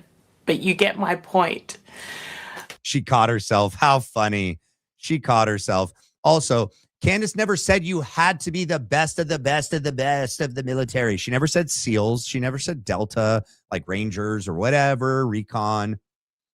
Just that the move, and from anyone observing could see that looks like what the video she showed of an Army guy teaching new personnel this lateral like crawl. The guy had a rifle in his hand, not the dude on the roof, but the Army Ranger that was teaching the move. So it would almost be identical, the scenario that you're talking about with Tyler Robinson on the roof with the Mauser in his hand doing that exact same maneuver. Oh, these people.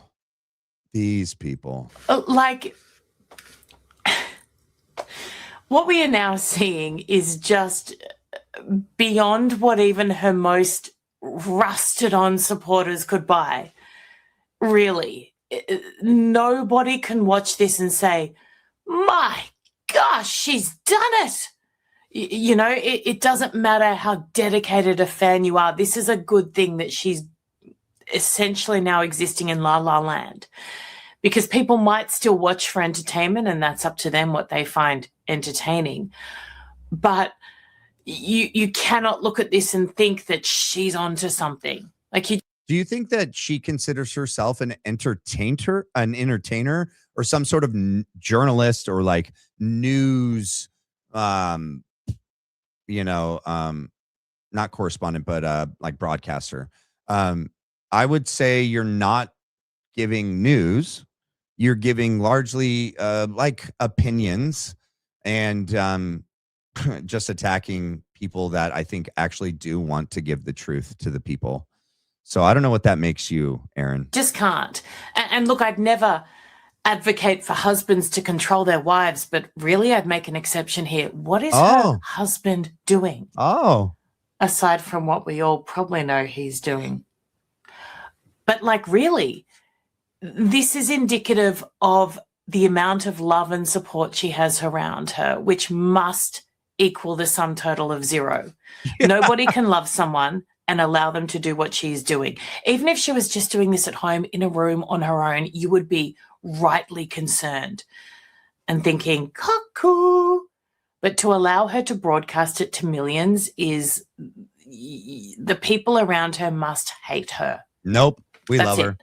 They must absolutely hate her. And note, by the way, ladies and gentlemen, that before this episode aired, Candace had written the following on X to tease it, to kind of hype it up. And I quote, "Today's episode will be positively explosive. Might even free a young man who is being wrongly framed for the murder of Charlie Kirk." It's a true statement. One thing here is funny, and I have, in very serious tones, annihilated Candace's content since, that has made life a living hell for Erica Kirk. Wait, did she just say she annihilated Candace Owens' content? Man, these people have such inflated perspectives of themselves. I've never seen her annihilate anyone, let alone Candace Owens. She does ad hominem attacks, personal attacks, slander, maybe even, in my opinion, crosses into defamation at times. She did a whole bit where she dressed up like Megyn Kelly and performed a whole little segment as Megyn Kelly, mocking Megyn Kelly because of Megyn Kelly's stance on Israel. That's Aaron. Okay. So hopefully none of our fans and viewers in Israel, in Australia watch. But this is like, it's literally a blob on the screen, and she's saying, "See, it looks nothing like him," and it's like a blob, like she's showing like and saying, it also looks nothing like a Mossad agent. Wait, did she just say it looks like a blob? Hold on, because she was one of the people that said there was a high def video. It's like a blob. Huh. We should clip that. Okay. And we should put that side by side with her and Benny Johnson and Jack Posobiec and all of them when they came out saying that because this is the video. It's obviously not the one that was saved and like played, like the actual file that they used in court, but it's the same video that they came out and was like 4K high def. You can see his face. You can see him pull the trigger. You could see the recoil. You see him kill Charlie. I already showed Benny Johnson back in September saying it was, Trump said it's practically useless. He's the size of an ant. Benny Johnson calls it pixelated. He says in the clearer video, the photos of Eagle Boy walking up the stairs, which is, like much clearer, still horrible quality, but clearer than the rooftop video. He says that you can't even tell if it's a man or a woman. He's like I don't know that these people remember when they lied. It looks nothing like him, and it's like a blob. She's showing and saying it also looks nothing like a Mossad agent. I mean that crawl is literally somebody down moving in a direct, only those who go through 10 years of advanced military training or a 12-month. Nobody said that. That's what's so, oh my gosh. Old child can do this move. Now, Megyn Kelly continues her Trump derangement syndrome tour and throw in there the sideshow of hypocrisy where all of a sudden she believes mainstream media reporting. Of course, only, ladies and gentlemen, when it allows her to attempt to destroy the US president. Go. Also talked about this article about how he is trying to seem unstable and wanted to be as unstable and insulting as possible, believing it could bring the Iranians to the table. That post about a whole civilization will die, he saw it as a way to spur negotiations in a war the president was desperately ready to end. Axios reporting today that Trump is bored of this war and wants it over. Whatever. Maybe it wasn't the best thing to start if you didn't have the patience to actually see it through. That's what his supporters of the war might say. I mean, those of us who have been against it from the beginning would like to see it wrapped up, whether it's out of boredom or not. It's really too bad that the cost of American lives isn't the motivator. It's just. All right, she's going to play this. How long is she going to play this clip? All right, let's hear. We're into tomorrow, and we'll update you then. So again, we see this straw man argument. She reads a report that he's doing this out of boredom, and then she attacks him mercilessly as though that is fact, that he's only doing this because he's so bored. There's enough real stuff that the president is doing himself on camera and owning. Oh my gosh, I can't do it anymore. Sorry, guys. All right, let's move on. We'll just do it in small, barely palatable bits. Hold on, this is the one because it's already put in its shorter form. Graham, Baby Allen, Phil, and Dill. Let's listen to what he has to say. This was just yesterday. Ready to apologize to Candace Owens. Today, I am not arguing whether or not Tyler Robinson was the person on the roof. I believe that the evidence that we have seen so far proves that to be Tyler Robinson. The other side of the aisle will argue and say, there's no proof. We don't see his face. We don't say anything because they believe that today should be Christopher Nolan with IMAX cameras in 4 different positions. No, what I'm going to do today is show that I'm ready to apologize to Candace Owens. Oh, let's see it. I am, because she's more retarded than I thought she was. And so are all of her followers, and so are all of her listeners. And here's why. The question for today is not whether or not you believe that individual on the roof to be Tyler Robinson. The question today is, how can you continue to believe anything Candace Owens and her surrogates that she works with and collaborates with can be believed about anything? Hold on. I just got let me go to the next video because then I can, sorry. I got a message that I need to tend to someone in the chat. Hold on.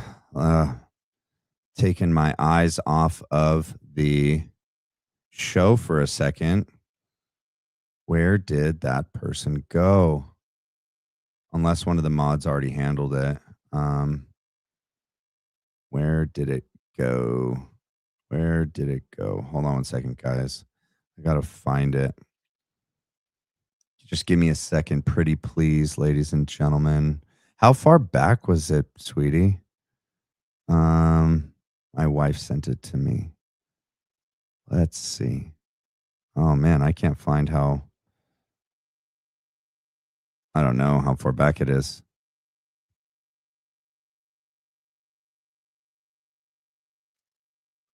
I think it's this person right here. Bye, Felicia. There we go. Felicia's gone. All right, I handled it. Let me, hopefully I made the right. Let me see. Yes. Bye, Felicia. All right. All right, let's go. Here we go. Sorry, ladies and gentlemen. This is, so Aaron Milan, I don't know how to pronounce it, is our Australian version of Dana Loesch.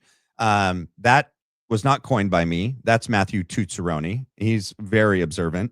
He just texted me. So let's take a quick listen to Dana Loesch. It has to do about Israel. She's going to try to tell the true story of October 7th. We're not going to listen to the whole thing. Cindy Lou Who, I like Cindy Lou Who, but I mean, she's got, I don't know what choice this was today. But let's just start. Let's go. For POTUS, like, and with your leadership, I know everybody does it, but I still find it like fascinating. I know they did it with Reagan and Bush and everybody, but there's something about it that I kind of find funny, where they go before any president. And they're like, well, Mr. President, under your leadership, like here you, and then I just find it interesting. But they're going over the hits, and I thought they're going over the hits, and then they're also they're reminding the American public, like, look, this is what's up. This is what we've accomplished. And they've had some big wins. And Sekwar Hegseth also said that the fly pasts would continue until morale improves. He did add that in there. So for the people that were giving him hate. So welcome to the program. Like I said, where to start? So we're going to start right out the top of the gate here with a story that began making headlines this morning, and it has to do with disarmament in the Middle East. Now, what do we mean by this? The story that came out, and I'm pulling up this Associated Press story right now because I think it was AP, it was several others, where they were getting into this idea that Hamas was going to be disarming. Now, I'm going to tell you the news, and then I'm going to tell you my analysis of said news, because they're two entirely different things. So this, of course, also is on the heels of the Spanish invasion, which we're going to discuss too. And we're also going to get into some polling, because all of this does dovetail together in some fashion. So the first thing, the White House had first tweeted this out yesterday evening, and I have a Substack brand new that just went up in the last half hour that gets into. I just saw a super chat. I love engaging with you guys. Okay, let's see. We have Always Be True. Have you seen Candace's ex post about Gayham Allen today, 8:17 p.m. her time zone? I guess same vibe as Dan Flood pictures. Well, that's interesting, because we were going to go here next, because I'm done with Dana. She's just going to spit a bunch of propaganda and lies about everything. So let's go here, but then let me go to X. And yeah, I knew about it. I didn't read it. I didn't see it. It was brought up in an X space that I did, not that I did, that I joined.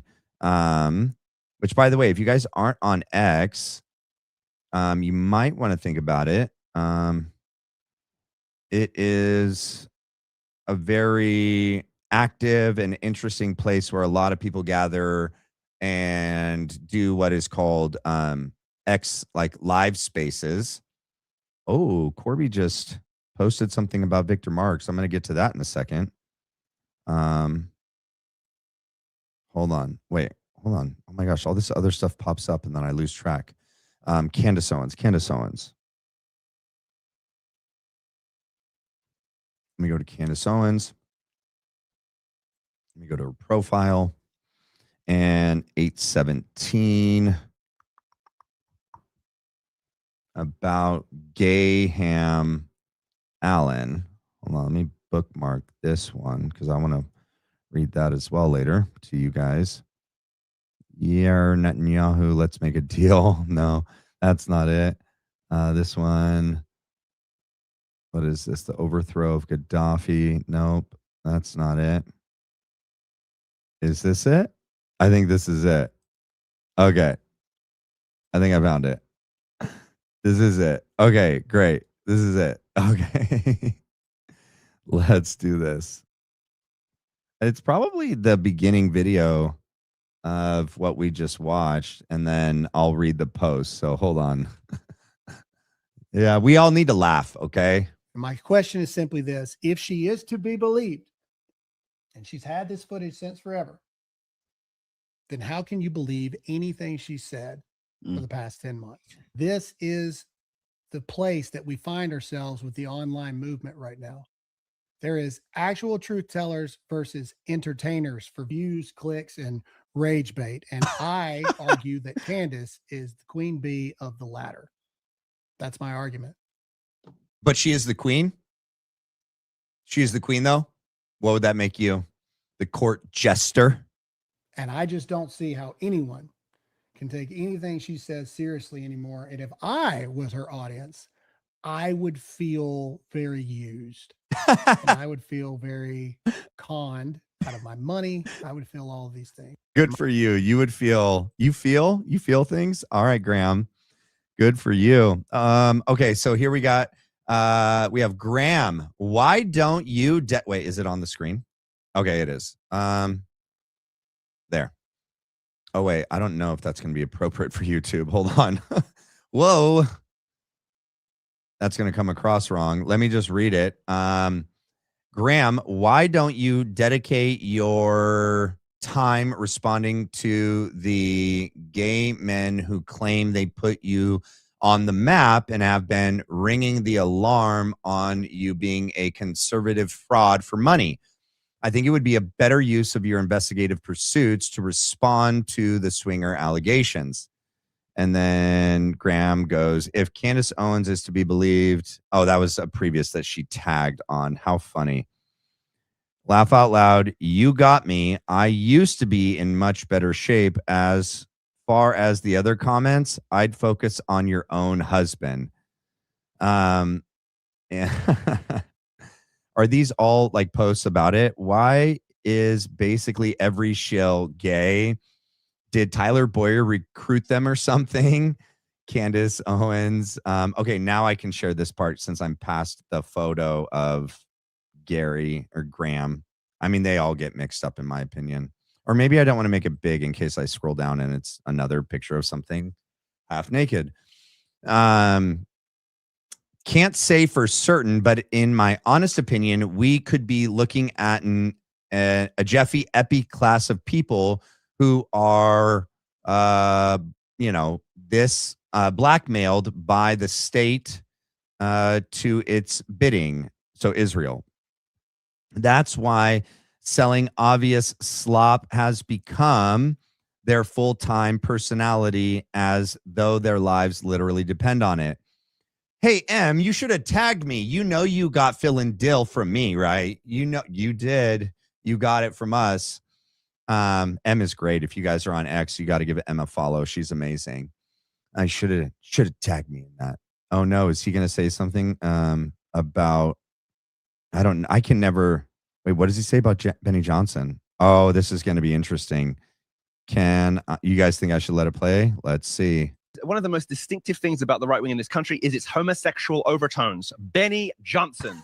And everybody knows what went on with Benny Johnson in those lobbies and in those hotel rooms at SAS. Everybody knows. I don't know what you're talking about. Men, younger men, not underage. At least I don't know that. His wife was crying drunk in the lobby 3 SASs in a row about how her husband was upstairs with boys. No way. Matt, is that true? Matt, is that true? Oh, you tagged it. Sorry. Where would it be? How far back is it now? Do you guys think that's true? What was just said? I think it is. I mean, when you look at Benny, I mean, like, there it is. All right, here we go. Let me go here. Wait, stop moving. I have to click on this and go like that and standard. Boom. All right. Let me hit refresh. It'll take a second, Charisse. But in a minute, your name should begin to appear blue with a shield next to it. All right. So welcome to the team, Charisse. All right, let's continue. I can't risk continuing to play what oh my gosh, what's his name again? I can't think of his name right now. The dude with the beanie on. I can't think of it.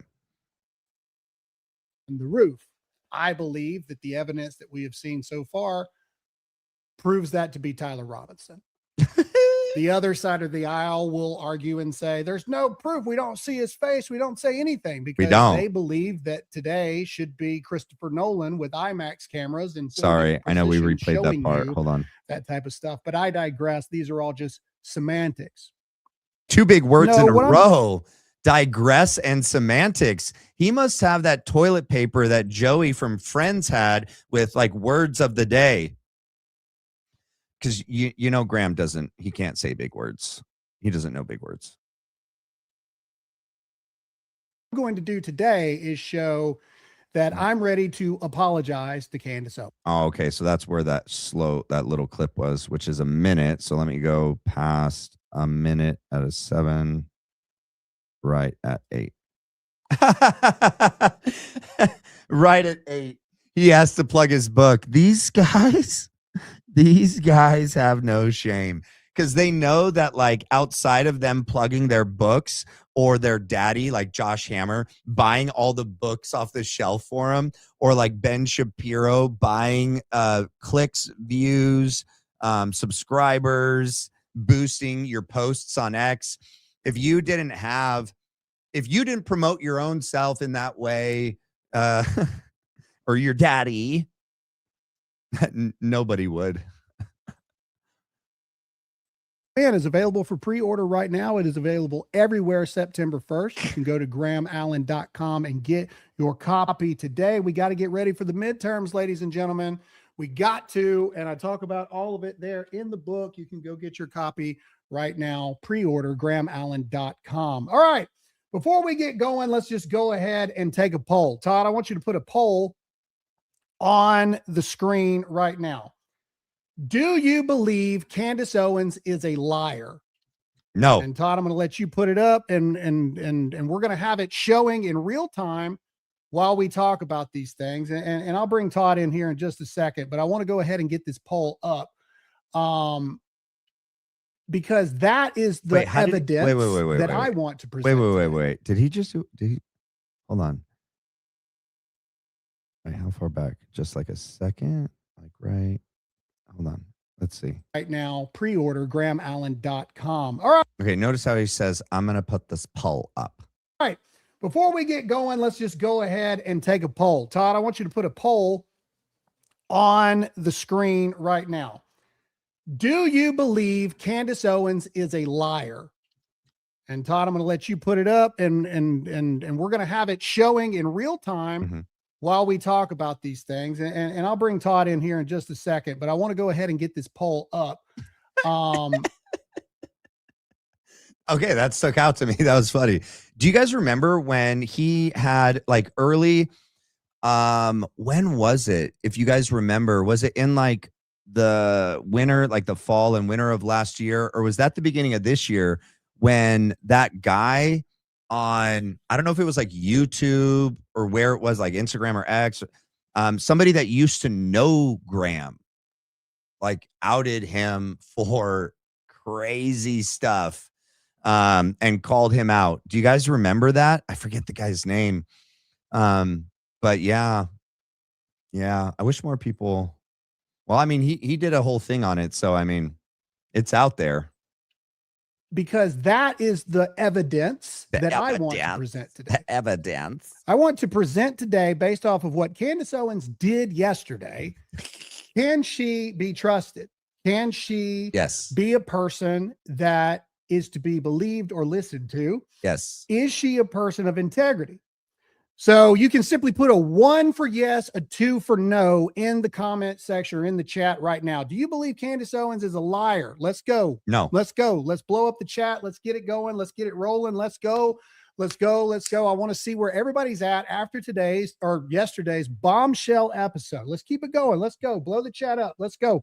Let's Dang, go. okay. Let's go. Let's go. Let's go. Let's go. Let's go. Let's go. Oh my I goodness. want to see the chat on fire. Let's test Rumble servers this morning. Come on, let's go. Let's go. How long are you Footage going to was say put let's out go? yesterday before her bombshell episode. Let's keep the chat blowing up. Let's go. Okay, so all you're going to do is poll a completely biased and not objective sample size of, does it even say like how many? I don't know how Rumble works. Okay, supposedly 3,300 likes, 116 dislikes.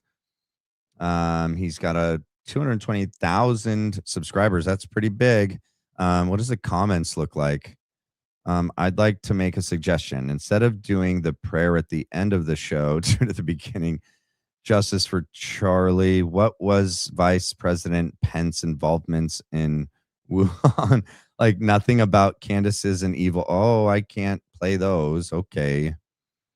That's your audience, bro. Your Christian audience. Cool. Go. She said in a tweet, today's episode will be positively explosive. Might even free a young man who is being wrongly framed for the murder of Charlie Kirk. Note the people who sold you Fed slop. They are going to have a terrible, terrible week. I'm having a great week. I can only assume she's including me in that statement. She doesn't name me directly, but best week of my life. We all know. Bro, can you take anyone seriously that is a grown man, is wearing a little leather or plastic bracelet, drinks out of an owl mug? I think it's Harry Potter's owl. And, you know, he's wearing a, you know, like Eagle Boy on top of the Loesch Center, a black shirt with an eagle and an American flag on it. That's a little ironic. And has Woody the Woodpecker with a log of wood on his shoulder, on his hat. Okay. I know the answer is. Oh, we all know take him seriously. That I'm included in that. Yes, you are. Viva Frey said this best. He said he reposted this. Can you try to find that really quick? I'm looking for the original, what you just said. Just Viva Frey. VIVA-FREI or something like that. He reposted this, and he's a former lawyer or is a lawyer. I'm not 100% there. He's with Rumble, and so he's a good guy in that regard. And he put it in very lawyer terms with this. We want to welcome the Bongino Army. Buckle up your buttholes, ladies and gentlemen. Today is going to be an episode. Wait, what? He reposted this. What did he just say? In very lawyer terms with this. We want to welcome the Bongino Army. Buckle up your buttholes, ladies and gentlemen. Today. What the actual heck is this guy doing? Wait, why isn't the volume on here? The volume's not on here. Why are you gay? I don't know how does it sound in real life, Renita? I tried to play it. There's no volume. Where's the volume on this thing? There's no volume. Why are you gay? I don't know how it sounds. I don't think I've heard that one. I've also never heard a straight man say, buckle up your, you know, yeah. Yeah, so there's that. It's going to be an episode. Got it. He reposted this and gave a very lawyer take that I thought was very good. Oh, I bet. You found it, Todd? Well, tell me how it starts off. Let's see. I asked what the issue. Hold on, let me just do this. It's a repost. It's a repost of her statement. So he's quoting her statement. So just go down. Here it is. Yep. All right. Thank you. All right. Pull it up. Let's pull it up real fast. Let's go.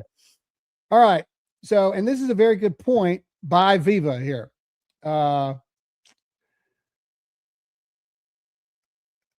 Go down, go down, go down, go down, go down, go down, go down, go down, go down, go down, go down, go down, go down, go down. Nope, that's not it. Of him reposting her. It's her. It's her. Like her statement. No, that ain't her. That's somebody else putting something of her. Keep going, keep going, keep going. God, he posts a lot. He requotes her. Oh, there we go. Okay. Thank you. All right. Quote, we are just asking questions. Also, quote, might even free a young man who is being wrongly framed for murder of Charlie Kirk. Keep going, Todd.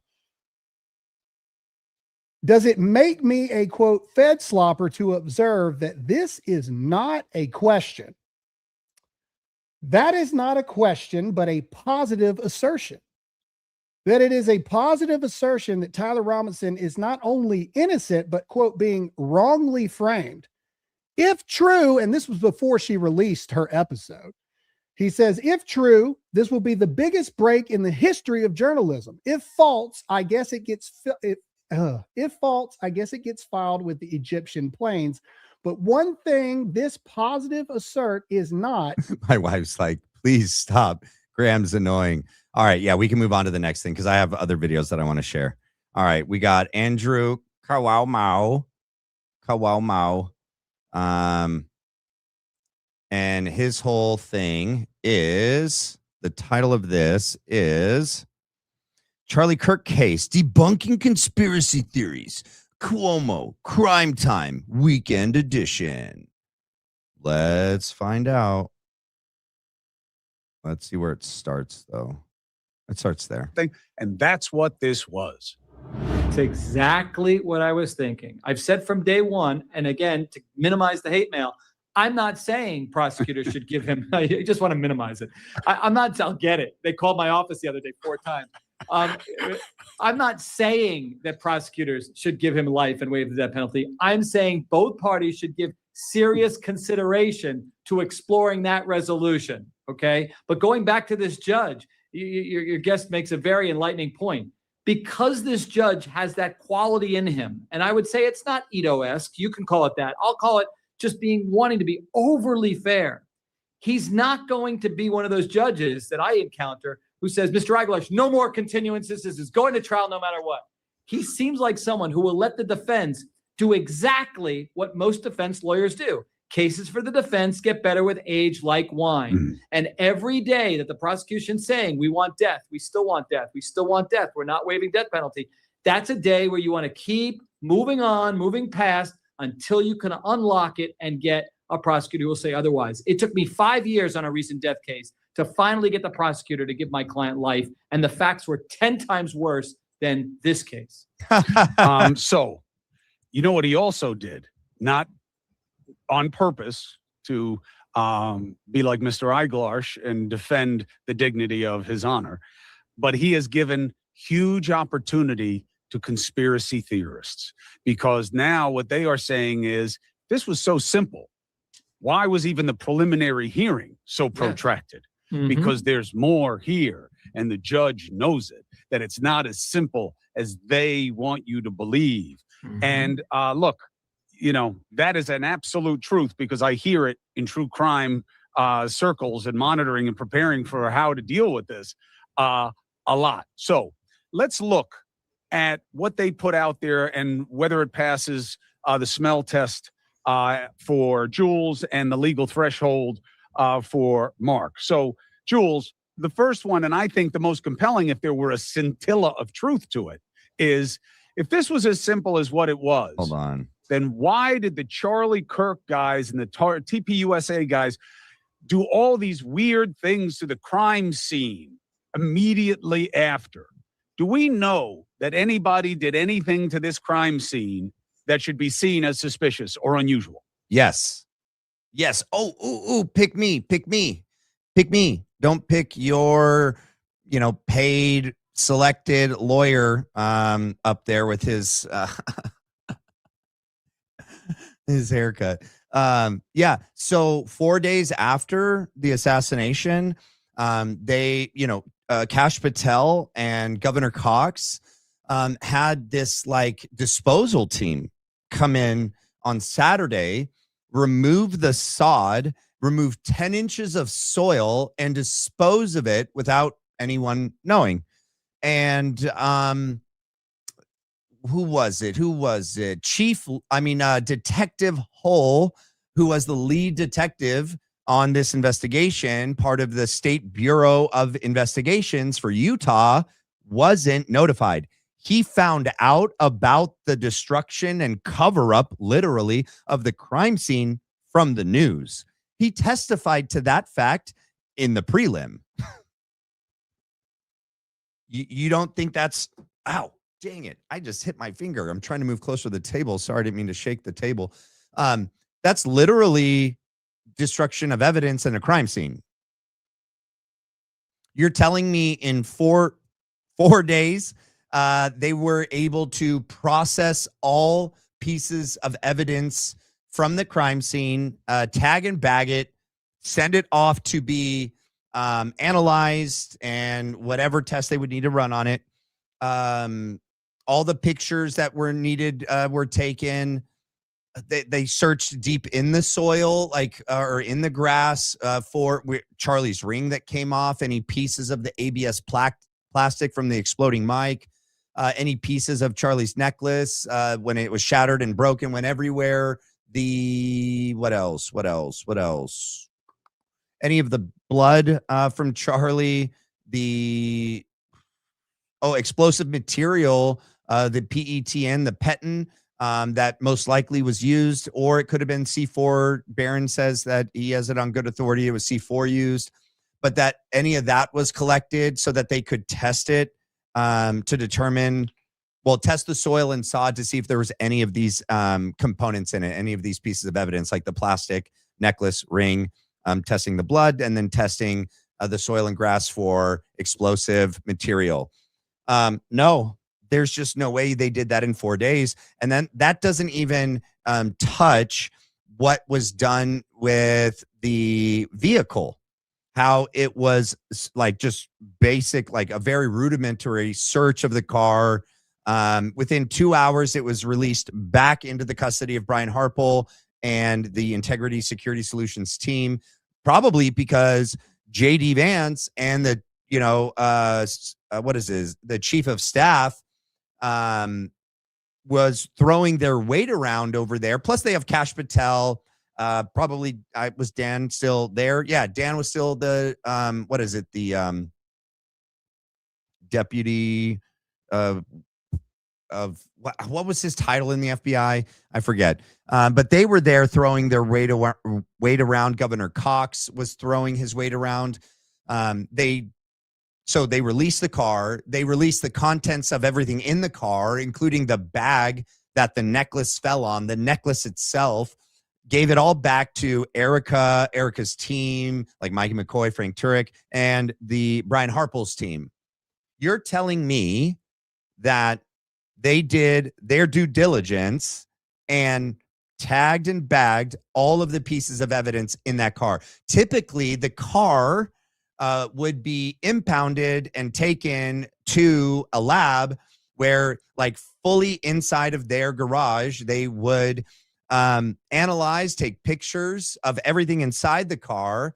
There's pieces of carpet that could be removed and cut out and tested for different things that they may believe are in there. What about the pieces of glass that were inside the seat and on the floorboards? What about the plastic glove that was still inside the latex kind of glove that was inside the door jam? What is that thing? The cubby hole in the door where Rick Cutler was sitting. What about getting Charlie's phone? What about testing Charlie's clothes? What about getting anyone's phone that was in that car and seeing what phone calls, what communications were going on within the car at that time when they were driving Charlie to the hospital, when they should have been rendering critical aid at a very critical time? How was all of that done? Well, none of that was done, but How was none of that done and then everything was released back to them? And then, you know, once released back to Brian Hartpole, right, they cleaned the car, gave it back to the rental car company. Frank Turek gave the necklace straight to Erica Kirk. How could they not want the necklace? For sure, the necklace, okay? That's one of the first things that moves on Charlie before the wound appears. So if you guys remember, I can't play it, but the video that shows the back of the shirt puff out, a little piece of like gas or smoke. It's like a white little cloud. The shirt lifts up a little bit here as it does that in the back. Then we see the necklace like violently snap and fly over Charlie's head, and it gets stuck on the inside of the backside of his t-shirt collar right there and hangs down his shirt. That was released back to Erica. Charlie's phone was released back to Erica.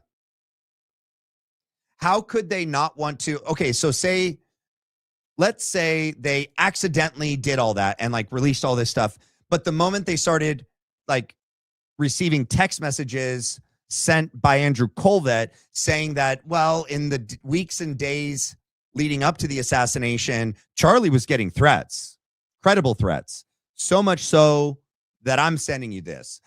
Charlie said he was afraid for his life. Charlie was being pressured by donors. There's a whole context going on here that even Andrew said he felt the authorities needed to know. But they're not going to come back and get Charlie's phone. They're not going to come back and ask. Once they start to see the video that is being played, the different videos being played around the world of the assassination, and they see the necklace breaking, they see the shirt moving before the wound appears, they're not going to reevaluate the initial approach that they took to this. Yeah, Cuomo, it looks bad. Yeah, it sure does, buddy. Sure does. What do we got here? Always be true. Graham Allen, number 2 Candace's fan after Blake Lone T. Is that the result? Was the result lone testicle? I didn't see that. What was the result of the poll? Is that what the result was? Andrea Wilson, I'm still very new here, but I've quickly become captivated by your channel and the tireless work you are doing to seek the truth and fight for true justice for Charlie. Thank you for everything you do, and it truly makes a difference. Thank you so much, Andrea, and welcome to the Black Line crew. Appreciate it. And thank you for your very, very generous super chat. Thank you. Amy McDonald. Hey, you're a Mick. I'm a McKim. Are you Scottish? Thank you for becoming a member today. Welcome to BLB crew. And then we have, wait, you became a member twice? How did that happen? How did it let you become a member twice? I'm sorry if that was an accident. And then, I think you were trying to figure out how to do a super chat, huh? Yeah. Well, thank you. And then I bet you wanted to write something, but it didn't let you write it. You don't need to give another super chat. Write your comment in the regular live chat and my mods will send it to me. Okay. You don't need to pay. You already paid. All right. Okay. Let's keep going. You know what I also have pulled up? How far? Oh, we're already at 2 hours and 48 minutes. All right, let's continue though. I have something of Charlie that I want to watch. So I'm gonna have but we'll get to that later. To plead a little bit of ignorance there as to what was. Oh my gosh, I don't want to hear this guy talk. Let's hear Cuomo. Inconsistent. In other words, if one is metal and one is copper, something like that. There's no discord. There's just a shattered bullet. Okay, I'm with you on that one, and people can say whatever they want, but they are wrong because I've seen it dozens and dozens and dozens of times where exactly what you just said is the case, which is why Jules analogizes it that way, is because this is fairly common, okay? And it certainly didn't mean anything to any of the investigators or the judge. However, here is an interesting one that is true enough. Okay. I don't know why, though. And that's why I'll bring you in on this, Mark, even though it's an evidence question. After the event, Utah Valley University did make changes at the area where this happened. It had been all grass, and it was dug up and covered with brick pavers. Yep. And this did happen. Reuters and other local, But here's what's crazy. He's already misreporting it. UVU didn't put that in. Kash Patel and Governor Cox did. Okay. Freaking, hey. Types documented the work being done. So why was it done? There is no answer from Utah Valley about why it was done. But it was done, and it is being used. Well, you tampered with the scene. You were trying to cover it up because it was actually something else. These guys think that's funny. Can you guys point to another major murder where within 4 days, this crime scene that, encompasses multiple locations, okay, they would need an extensive investigative team to process the amphitheater, the car, the Loesch Center roof, anywhere else on campus. We have the bus stop by the library where a bag was found, gloves, jacket, backpack. Who knows what's inside? We don't know. The wooded area where the rifle was found, and then the car and the hospital. These are all parts of the crime scene. And how at each one of these, something, in my opinion, illegal, but at least at the very least, like suspicious and nefarious happened, right? So in the courtyard, right after the assassination, this may take a minute, buckle up. Terrell Farnsworth, after running around, doing the video, Charlie Kirk's dead. Charlie Kirk's dead. God bless him or God help him. And then he films them putting Charlie in the car. After he does that, he runs down with Philip Goldsberry back to the tent. So he's literally stepping on the area where Charlie was bleeding. So like, I'm surprised there wasn't blood on his shoes. There had to have been. He's standing right where the chair had fallen over when he was pushed over by Dan Flood. Terrell and Philip are communicating. They're looking around and they realize that the Life is Driving guy, Adam Bartholomew, that's one of the main videos that was released from that day. Someone that was there video recording that event is filming them. They realize that they're on camera and they start to act very suspicious. And then Terrell picks up the chair that Charlie was murdered on, puts it up, stands on the chair, and then removes pieces of evidence, the SD cards, out of the cameras. Simultaneously, multiple plainclothes agents, we don't know from what department, they have badges on a long chain around their neck, plainclothes officers, the security team members are trampling around the amphitheater in the grass, kicking the grass, picking things up and putting them in their pockets. Okay. Destroying, manipulating a crime scene and taking evidence, possible evidence, away. Simultaneously, Officer Bagley is making his way to the Loesch Center roof, where once upon making it to the top, in my opinion, he turned off his body camera. He says it dies. They last for 14 to 16 hours. It had just taken off the dock station, the charging station that morning. Okay, say he gets there at 8. Even if he got there at 6, he didn't turn it on. It turns on when you're engaged with people. Okay, it's not recording the entire time. It has an ability to turn on and turn off. It was activated and only ran for 27 minutes. Upon the big bang and him running down, it was activated. It took him that long to get over to the Loesch Center roof and get atop the roof. And once up there, he allows the body cam to capture like the sniper's perch and like the footprints that you can't see. He even admits that you can't see it in the video, and the impressions of where Eagle Boy, Tyler Robinson, Eagle Boy was laying down in the sniper's perch. Then his body cam dies. I think it was turned off before finding the screwdriver.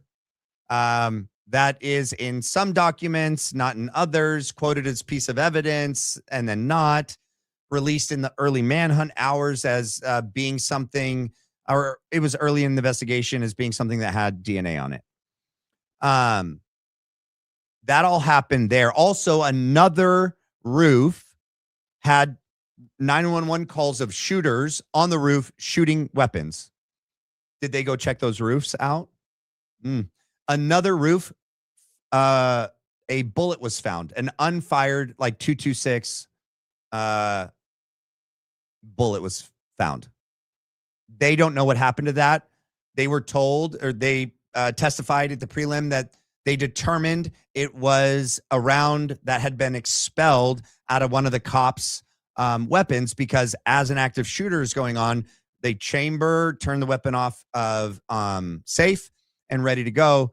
And then once everything is, cleared and okay, they have to get the weapon back to, cleared, I forget what number that is, position, a state. So they have to empty the bullet out of the chamber. It'll expel it. And supposedly the cop that knows that he expelled it, being a cop, left it on the ground.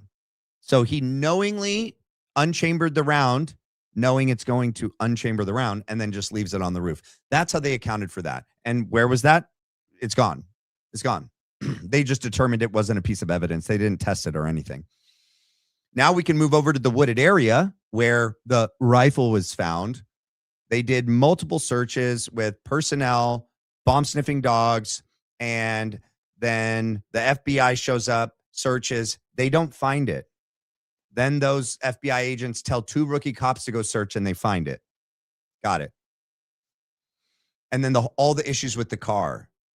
So, yes, all of these different places. And then, like, what's his name? Brian Harpole supposedly cut Charlie's shirt off. Where's that shirt? Was it tested?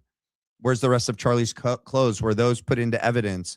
What happened to Charlie's body when the autopsy, like literally every piece of evidence. And I'm not even talking about like the videos, the text messages, all of them are very, they're not credible in my opinion. Chain of custody, validation or verification of authenticity of like whose phone sent certain text messages and Discord chats, timestamps from surveillance video, why certain parts of videos are edited. I mean, all of it. It's just, and that's why I don't understand people that try to get up there honestly and say that those who hold the positions that we hold are like stupid or dishonest or I don't know. Yeah, I don't know. And they get up there and act like the evidence that they have is just so overwhelming. Look at them giddy laughing at us. Wald. You know what? Listen. Okay. All right. There are many non-nefarious reasons why they changed the scene. There would be no reasons I can think of that they would benefit from changing grass to brick, because somehow that will then mean that it shows that this defendant did it to the exclusion of others. Like it makes no sense. It's almost silly. Okay. It's only silly when you think when you're looking through the lens that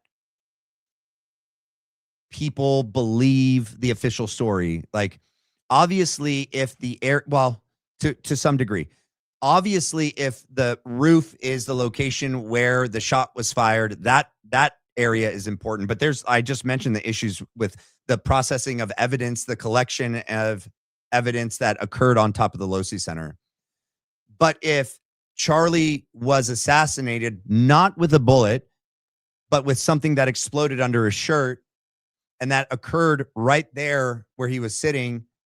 And on the grass will be trace elements of explosive material and the ABS plastic, not to mention like Charlie's ring, the necklace, and other things that would have been it would have been important. And there's like only nefarious reasons why that would have not been thoroughly processed, and then why it was turned over so quickly to then be covered up. You cannot give me a reasonable, non-nefarious explanation for that. You just can't.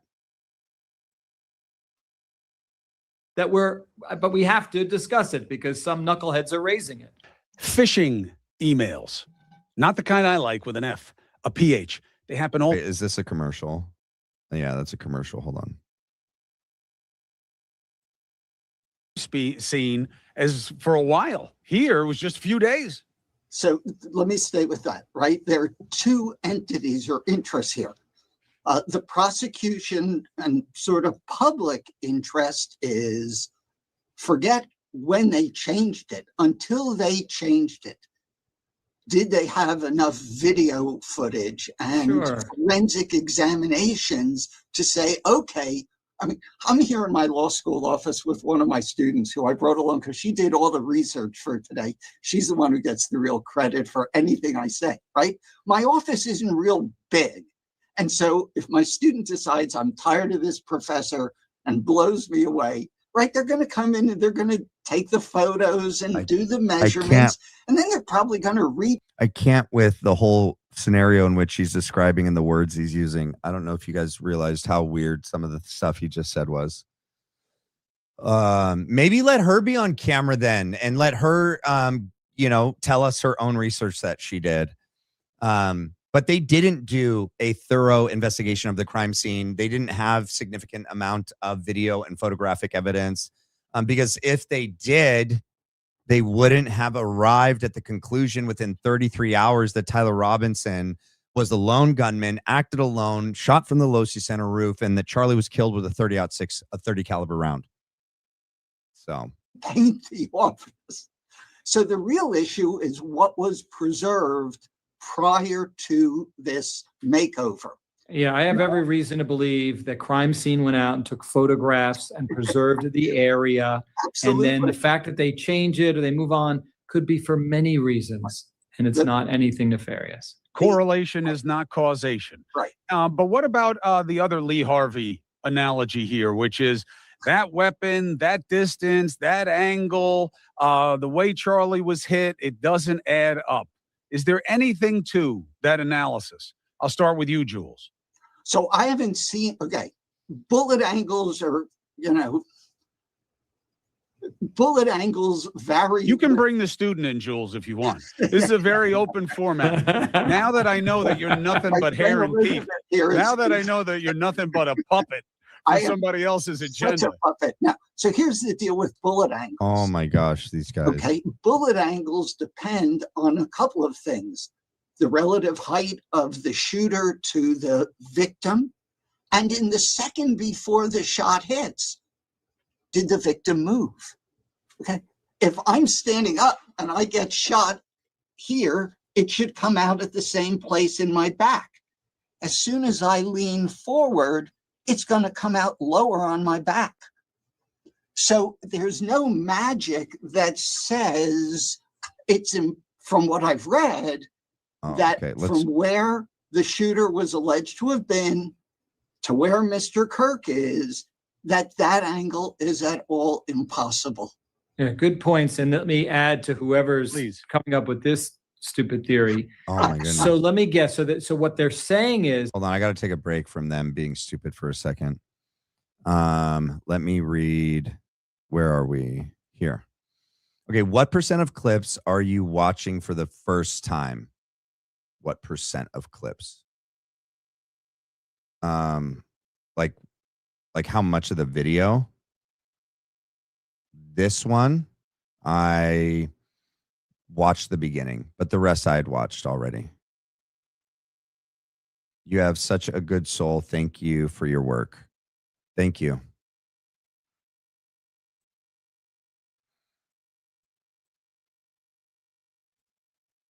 there's another shooter. It wasn't Tyler Robinson, another shooter, even though the DNA ties Tyler Robinson to that particular gun in that particular location.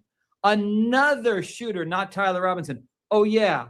Did that shooter write, I had the opportunity to take out Charlie Kirk and I took it? Oh, no, that was Tyler Robinson. The No, it DNA wasn't. matches him, gun, area, boom, boom. Yeah, I'm not buying it. But what if he's not alone? And boy, this is, of course, it's so obvious. That's what you do when you're covering something up, is that I lead you. Yes, we can stop with the buffoon. That's fine. All right. I saw this new video that Frank Turk just put out. Why Israel? It's from his Cross-Examined channel. It's on. Listen to this.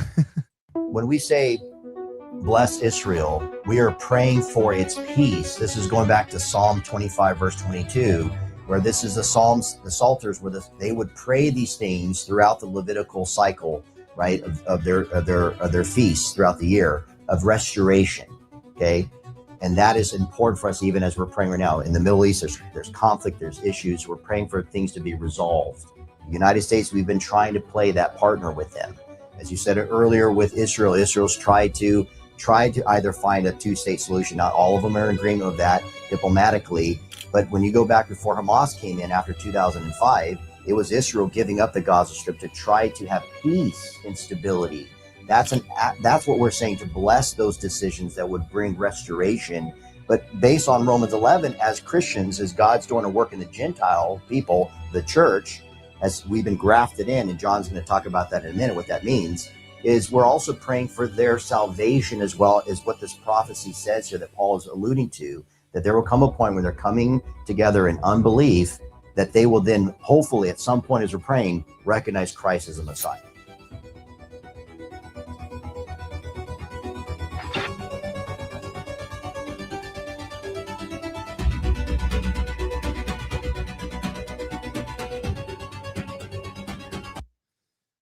They can't even help themselves, man. Yeah, so that's the mocking pastors, connection. Frank Turek, Rob McCoy,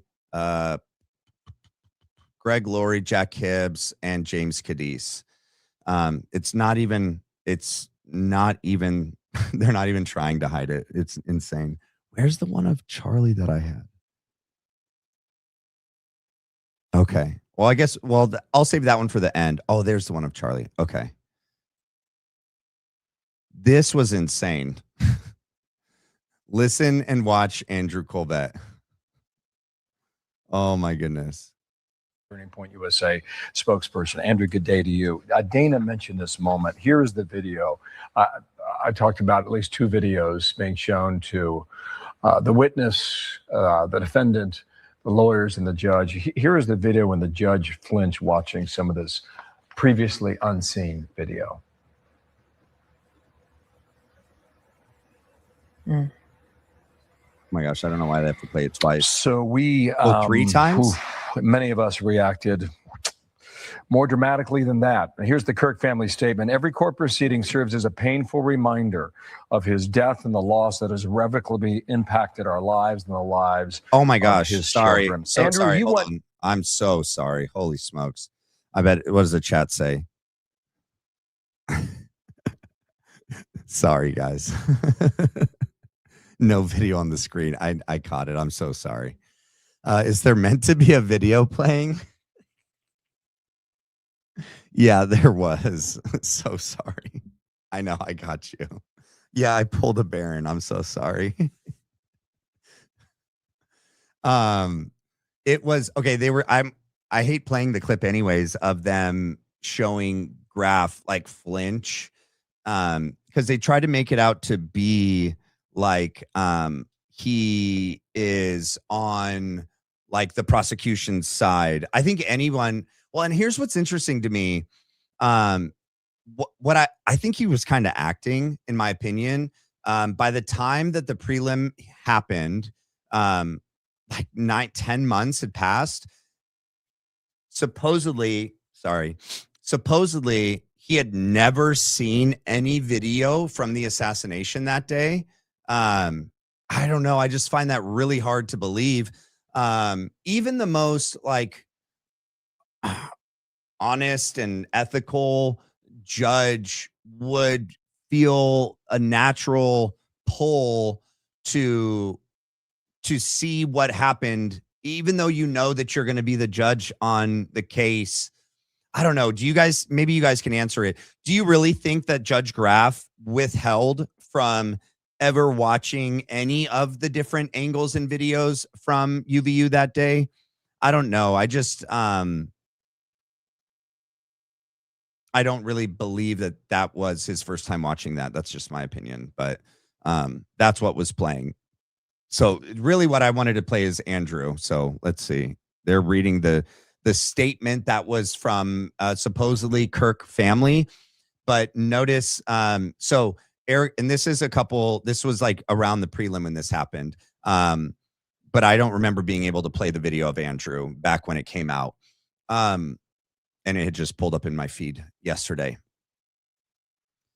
That they wanted us to think, and it started in the weeks leading up to the prelim, that they were wanting us to connect Erica Kirk with Charlie's parents. But prior to that, they hadn't talked about any like relationship, communication that was ongoing with Erica and the parents.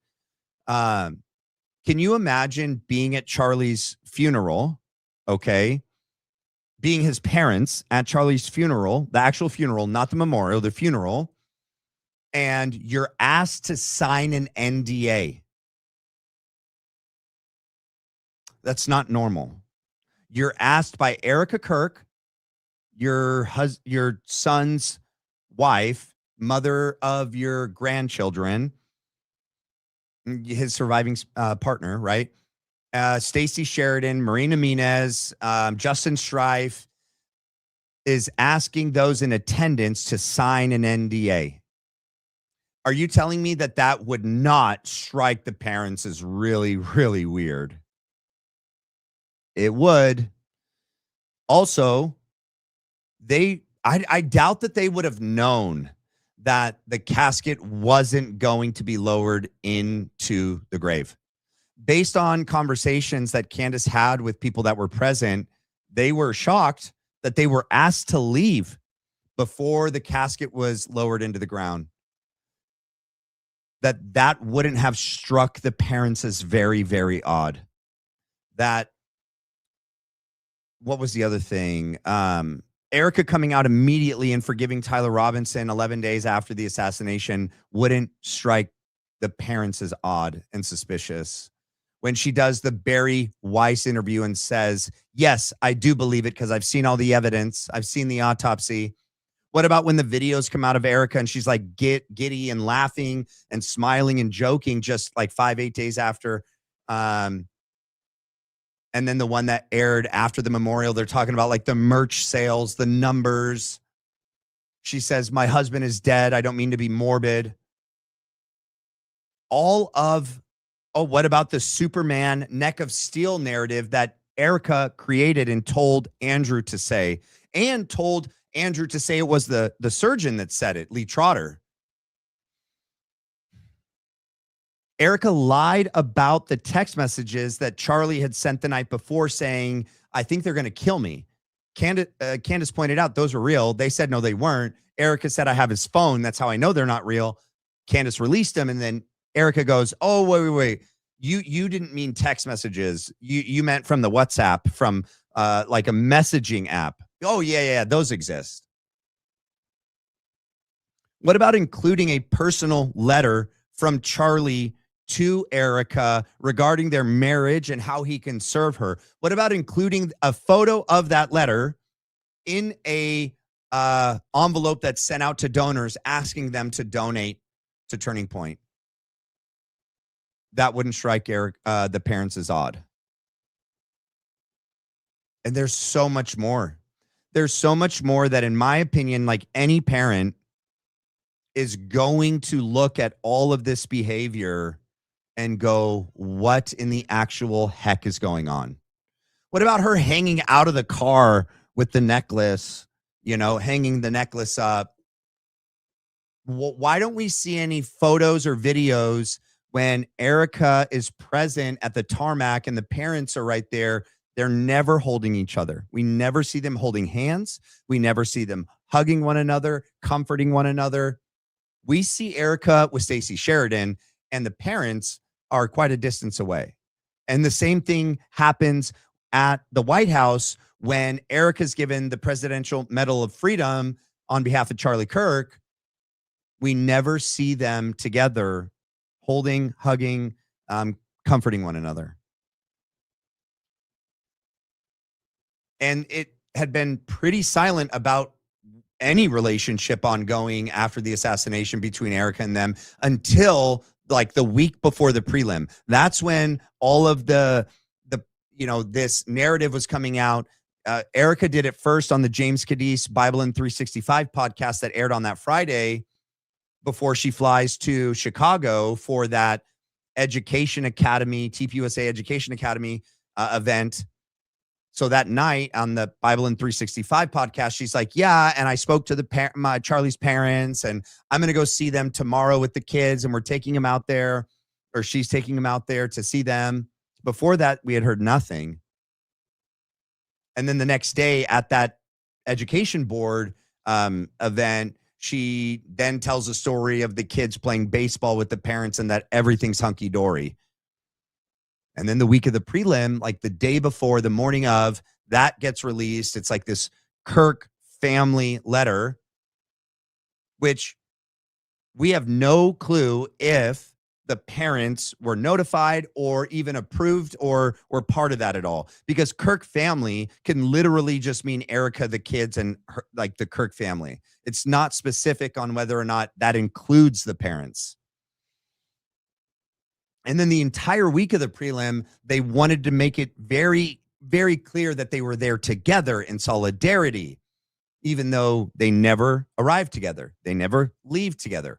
Stacey Sheridan meets him outside and tries to usher him in, and Charlie's dad like, don't touch me. The courthouse is small. There's not two separate sections for the prosecution and the defense. You have like anyone that's there for Charlie up in the front and anyone that's there for Tyler in the back. Just because they sat next to each other doesn't mean that they were there together. They never leave together. So, yeah, I don't believe any of this when they're like the Kirk family and like that they're close and everything's fine. The parents would be livid to find out. They know what Charlie and Erica told the world, had told them the different roles were in their marriage, and that Erica stayed home to care for the kids because that was the role she agreed to and that Charlie wanted for their family dynamic, and would even less ever want her to become a CEO that takes her out of the house, especially after he is gone and assassinated. Now she's in the role that he was just in when he got murdered. And supposedly by their belief, it's the crazy left, which the crazy left is still out there, you know, all these threats. I would think that a parent would go, you're being very reckless. You are going to make the kids an orphan. You choosing to take over as CEO now puts you in the same position that Charlie was just in and murdered in. And now you put yourself in a position for that to happen to you. And the kids would then grow up with neither of you. Not to mention, you accepted a position in 24 to 48 hours that will take you out of the house like multiple days a week, constantly flying across the country. Who's going to take care of my grandkids? You're not even going to take time for what, like 6 months? What about 3?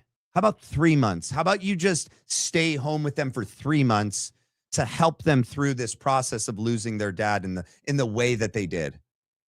You're telling me that the parents would not look at all of this and go, what in the actual heck is going on? Did I not make a good point? Please tell me you guys are following. Yes. So I don't believe that they're in solidarity together. You know, I just don't. Let me skip to right here. We'll get cameras in the courtroom. I know you're not there, but watching this as a friend, how you feel? Yeah, it's awful, honestly. Everybody, all the team, all the staff. I talked to a lot of people yesterday just here at campus, and it was like everybody was having a terrible day. It's like we're being forced to relive this. And so it's bittersweet. We want to see justice for Charlie. We want to see transparency. We want the public to be able to see this evidence. But for us, it's reliving one of the worst days that you can imagine. And my heart is completely with Erica and Charlie's parents, Rob and Kathy, as they have to navigate what can only be described as an excruciating experience being in that courtroom. And so I think mixed emotions, Bill. It's difficult. You mentioned Erica, of course, and this is the family statement that every court proceeding serves as a painful reminder of his death and the loss that has irrevocably impacted our lives and lives of its children. I'm sorry, Bill, you might have already read that. I guess my mind has been going back to that day on September 11th of last year. And I have read that you said that you trust that justice will be done. Tell us more about that belief that it will turn out right. Yeah, absolutely. I mean, here's what I will tell you is I've had so many countless behind the scenes conversations, whether that's with prosecutors that are unrelated to the case or people that just understand the way that this system is going to play out and the way this process is going to play out. And, you know, I've been told time and time again that the case here is overwhelming, that there's a ton of evidence, regardless of how you look at it. And I do trust if you look at the way Judge Graff is going about this, he's very deliberate, he's very disciplined. He's calling balls and strikes. I like some of what he does. I get frustrated at other things that he does, but I do see that everybody involved in this seems to be taking it very seriously. They're being very professional. And listen, we have a justice system that has real quick, you guys. So Charlie Kirk's dad was one of many, many architects on the Trump Towers, like here, and he wasn't the major one. Watch.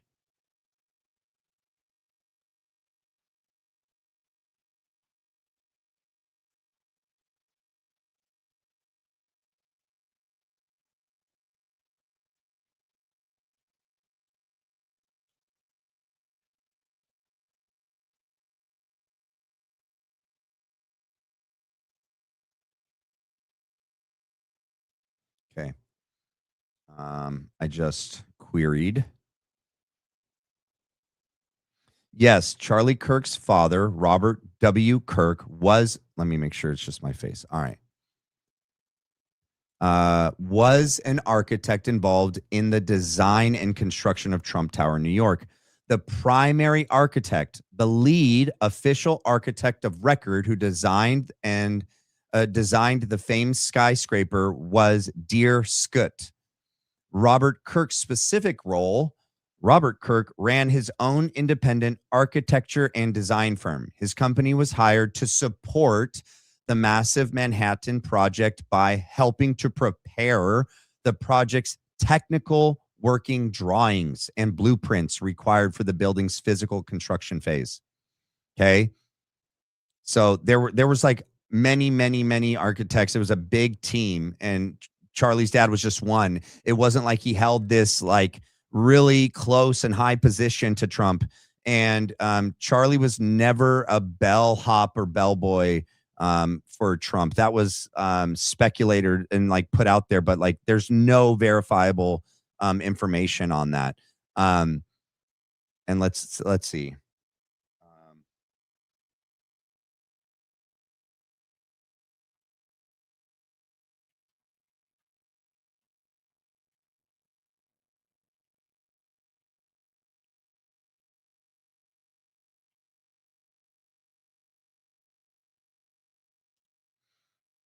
All right, I Googled something. I'll read it to you, the result. Hold on. Robert Kirk did not have a personal relationship with Donald Trump. Their connection was strictly professional, transactional, and distant, strictly business. Robert Kirk was simply one of many external contractors and design architects hired to work on the technical blueprints for Trump Tower. They did not socialize, and there was no personal bond between them, no political alignment.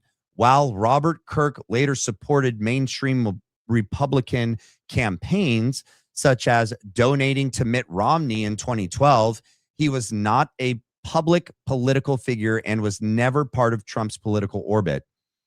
The intense personal and political alliance that developed years later between Donald Trump and Charlie Kirk was built entirely by Charlie through his work establishing Turning Point USA. Trump's deep affection for Charlie, whom he later described as a close ally and trusted advisor, developed completely independently of his father's historical contract work on Trump Tower. Okay. Hopefully that answered that question. Hold on. A couple of chats came in. I got to get to them. Zamit, what's up? Who paid for the pavers? Who authorized the work at UVU? That's a good question. Hold on. Let me see if I can query that. Hold on. Oh, I got to start a new one. Where is the button to start a new? Oh, there it is. Hold on.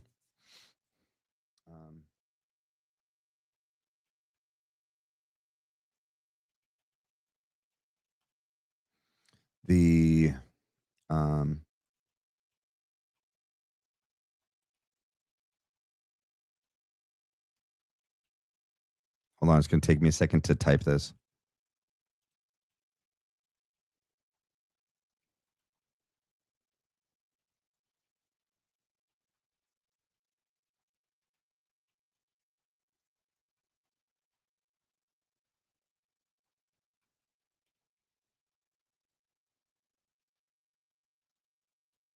All right, well, that is being queried. Let me make sure I got all of it. So who paid for the pavers? Who authorized the work at UVU? Well, Kash Patel and Governor Cox made the call. They're the ones that I would at least say authorized the work. All right.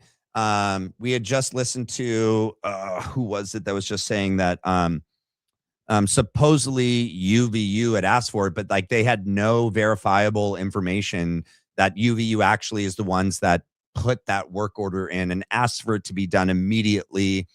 But we do know from the paver guy himself, I forget his name, that Kash Patel and Governor Cox were the ones that like called for it and authorized it and made it happen. So let me see the result that I got. Let's see. Possible entities. Oh, it's just going to give me speculation. What is known? Okay, so I'll just read what it says. So based on the information that is publicly available, there's no verified public evidence identifying who specifically ordered or paid for it. Well, that's not true. We know that. Hold on. Sometimes you have to tell it you're wrong.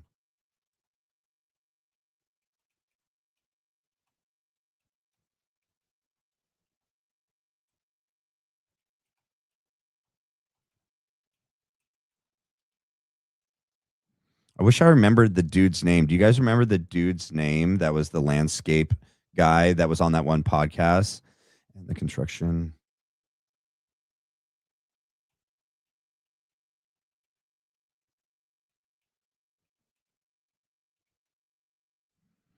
Oh, it was like something Merrill. Do you guys remember his first name? Something Merrill. Daniel Merrill. Thank you.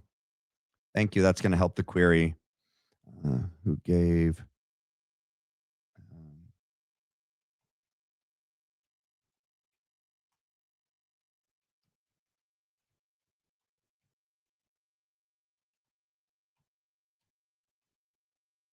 All right, let's see. Now let's see what it says. So I have seen references to the claim you're describing. According to reporting that summarizes contractor Dan Merrill's appearance on a podcast, he stated that he was told that the work needed to be completed by Monday, and that the co-workers told him that Governor Cox and FBI Director Kash Patel said they wanted this done by Monday. However, it's important to distinguish between what Merrill reportedly said he was told and what has been independently established. Well, duh, ChatGPT. It's not going to tell you that because they don't want you to know that. Kash Patel and Governor Cox aren't going to admit that. But why would Dan and the other guys there make that up?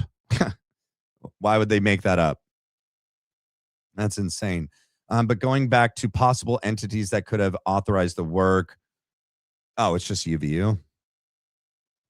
An insurance-related remediation contractor, another governmental entity, if emergency management or law enforcement coordinated restoration after the crime scene was released. Yeah, but how could it have been released within freaking 4 days, man? That's what's insane to me. 4 days. 4 days. What do we have? Always be true. Check my email from July 28th. Paving job. Okay, it's probably really far back. It's going to be hard to find. I will try to do it while I'm doing all of this.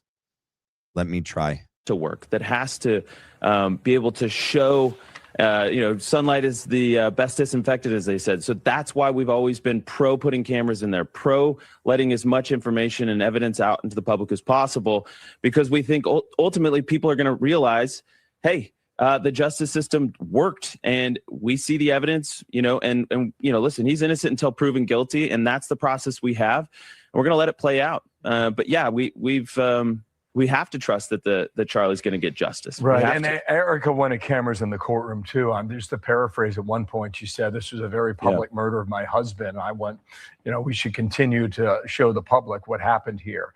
It must be exceedingly difficult for her to be there. Yeah, and I just want to say thank you to Don Jr., Brandon Tatum, Jack Posobiec.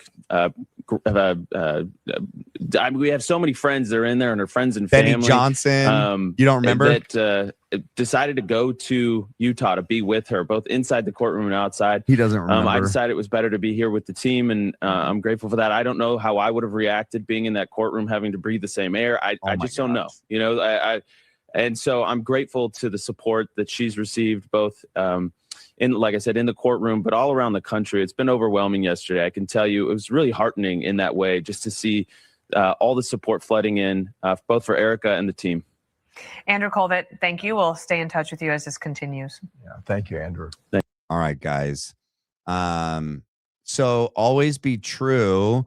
I don't have your email memorized, like your actual email address. And so I'm trying to query it based on your handle here, and it didn't pull up. And I have so many emails. It's going to take me forever to go through each one and get back to, what did you say? What day did you say? July 28th? Oh, that's like 2 days ago.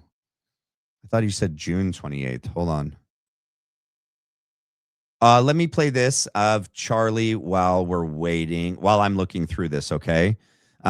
This is a recent video that came out of Charlie. He's speaking about Andy Biggs and Arizona politics, but it's one of his what was the date on it? Hold on. It was 7. No, that's when you aired it. That's just the super stream. I can Google it, but it was last summer. So It was about inflation, about the border, but it was also about who's in charge of the country. Fundamentally, that was the question. Who runs the country? That was what this last election was about. And Arizona just happens to be the place where all of this is happening. And here I'm to tell you today, to remind you, to encourage you, the story is not over.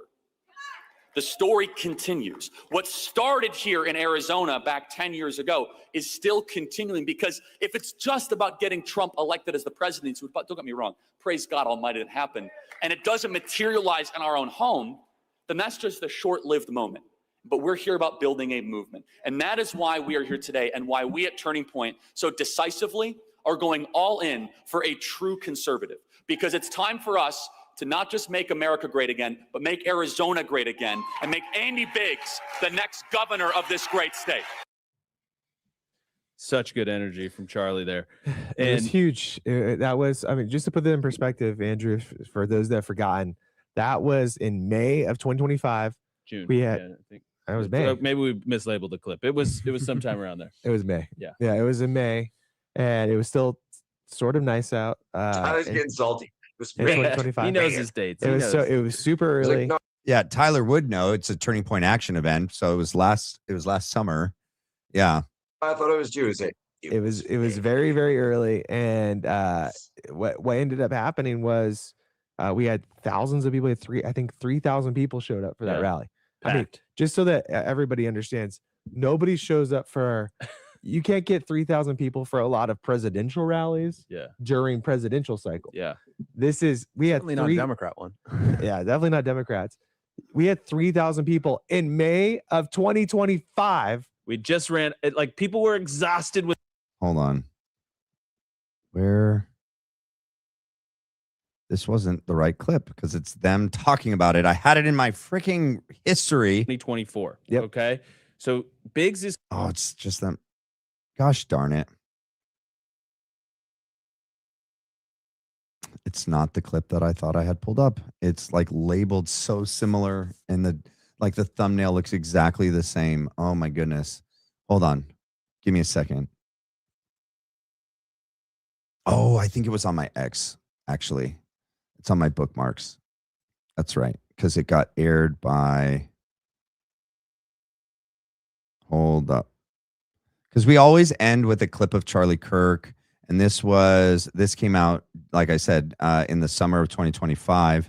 And even though it has to do with like Arizona politics, I thought it was interesting that he says that like a lot of like important issues that are occurring like in our political atmosphere in the United States are occurring in Arizona.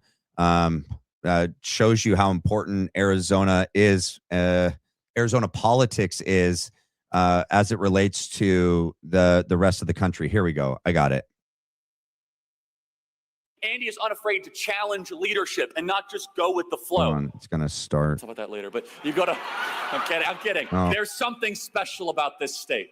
And it's not a coincidence that all the drama unfolds here, that, we're 10,000 votes short or 18,000 votes short or 20,000. It just seems as if everything matters more in the state of Arizona. And that's one of the reasons why we've picked Turning Point to be the headquarters. Understand, Turning Point, we could be anywhere. We could be in Wait, hold Denver. on. I thought it wasn't going to be audio. I thought it was just the video because you had that countdown. I want to hear what he's saying. First, Andy Biggs, because Andy's been a fighter on the border. Andy has been a fighter on every major issue. Andy is unafraid to challenge leadership and not just go with the flow. And boy, do we need that here in the state of Arizona. Because President Trump is fighting hard. And look, Border Patrol, they're doing an amazing job. We got to find you more stuff to do. There's no one coming across the border anymore. I get these messages from Border Patrol agents. They say, look, my Tetris score is very good, but I'm kidding. But we went from 10,000 people a day. How many people a day is it now, Art? It's like none. It's a ghost town. But you know what? Make no mistake. Right now, as I'm speaking, there are thugs, there are gang members, there are rapists, and there are bad hombres here in this city that Katie Hobbs is protecting. And they're coming in your neighborhoods. They're coming to Glendale. They're coming to Mesa. They're coming to Chandler. They're coming to Gilbert. I am not fear-mongering. You all know a story of a home invasion, a break-in, a young girl on a college campus, and it is preventable. But Katie Hobbs flirted with the idea of making the state a sanctuary state. Day one, when Andy Biggs says, so help me God, Andy Biggs will pick up the phone and say, Mr. President, how can I help get every illegal out of the state of This is that same event, you guys, where, so remember, Erica tells a story that like Charlie was taking her to, like, she was going into the office. He was like looping her in on all the ins and outs and the daily, comings and goings, the procedures of running Turning Point USA as CEO, that he was like training her. Like, that's the story that she tells. People inside that have left are like, no, she like, no, but even like Andrew Kolvet and Blake Neff early on were like, nope, none of them knew Erica. Like they knew her, but like they didn't know her. They didn't even know that she was related to like the Lombardis. Like they didn't know a lot of personal things about her. She was not going to events. She wasn't participating, except for like the Young Women's Leadership Summits. Those were where you would see her previously with Charlie, and then she'd have her own like moment where she would speak. But aside from that, like the other like main Turning Point USA events, she wasn't like some sort of, you know, equal with Charlie. Like this event was one of the first times like they towed her out there, and it's almost, and Matthew Tuzzaroni was pointing this out, was it's almost like they were preparing the audience and the public to see her in this role. They have her introduce Charlie before he had walked out. And remember, it was a really odd one as well. And I have that as well, where I can just show you at least a clip of it, just so you know, because she came out before Charlie went on the stage. And then there was a really weird moment where she goes to kiss him on the cheek, like Judas, as he comes out on the stage.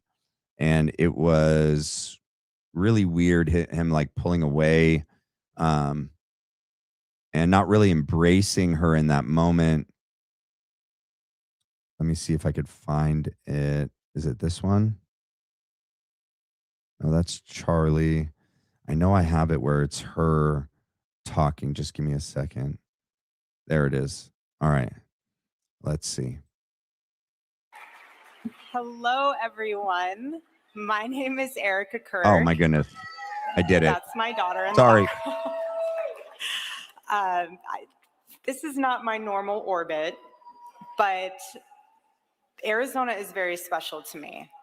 I moved here with my mother when I was 5, and it was home immediately. And I watched her, as a single mom, build a business from scratch when this state was conducive and an amazing harbor for women in small business and blooming.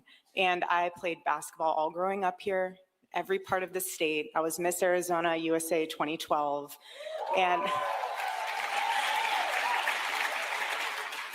And on top of that, I get to raise my family here. And that's why I care so much about who leads this state next, because this is home.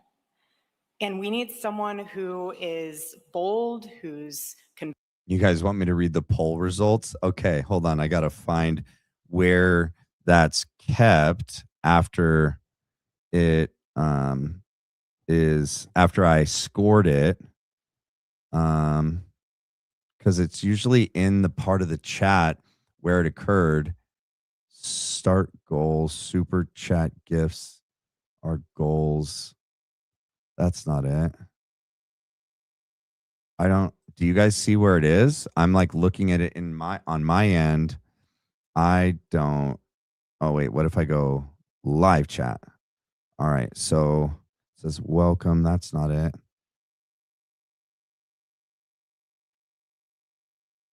It doesn't let me go back far. That's so weird. Can one of you like see it and then send me a screenshot of it?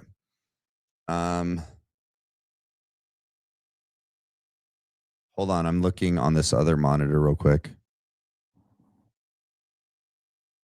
I don't know how far back it is. I'm going to find it though. If it lets me scroll back far enough. It doesn't let me. Why does it not let you scroll back far enough? That's so weird. What the heck? Do any of you guys see it? Like, I don't know where it is. I had already scored it. Maybe one of you guys can send it to me if you guys can find it. If Mystic or Renita can find it. Nope, can't see it. No one can see it. Oh, someone just sent it to me. Okay, here we go. What does Blake Neff most resemble?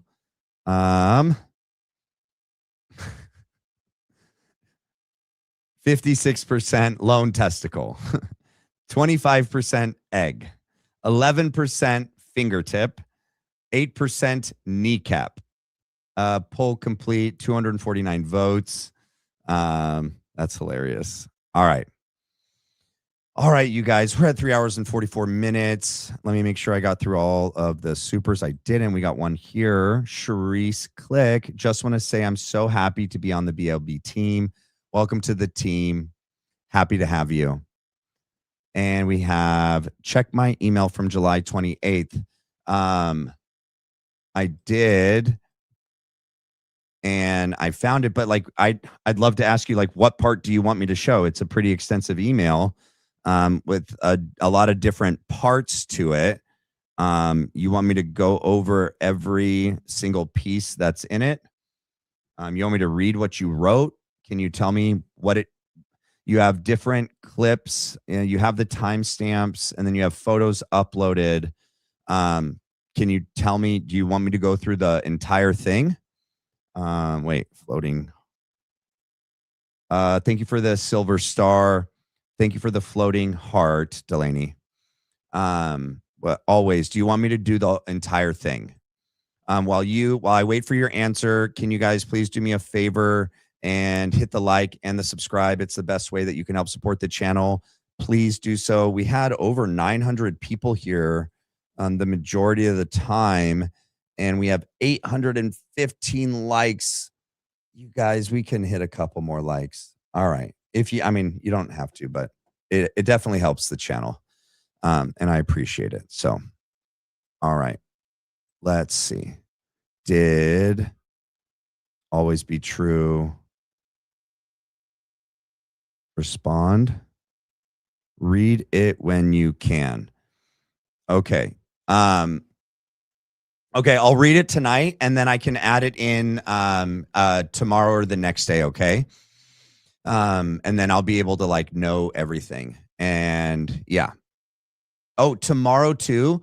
Let me see if Matthew Tuzzaroni responded yet. Okay, cool. Not tonight. Okay. Let me see. Matthew Tuzzaroni.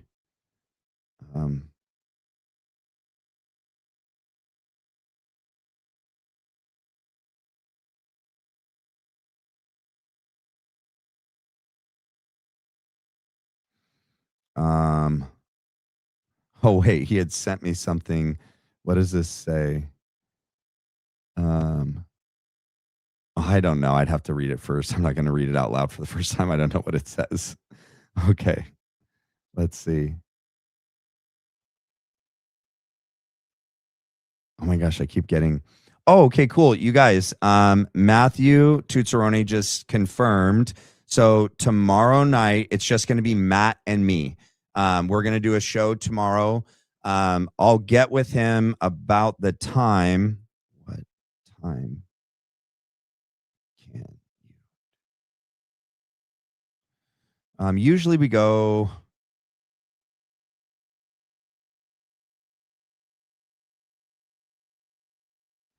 $6 or 7 p.m. PST on Saturdays, if that works. All right. All right, you guys. Even if it's Pacific Standard Time, it's late. Yeah, I mean, now that this is my full-time gig, I need to talk with the team. Well, you guys want to do a poll real quick? Wow, so we had a mass exodus. Let me ask you guys a question. Let's do a poll. All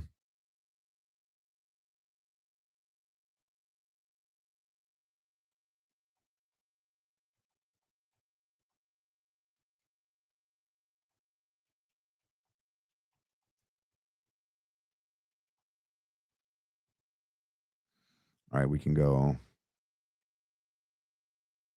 Oops.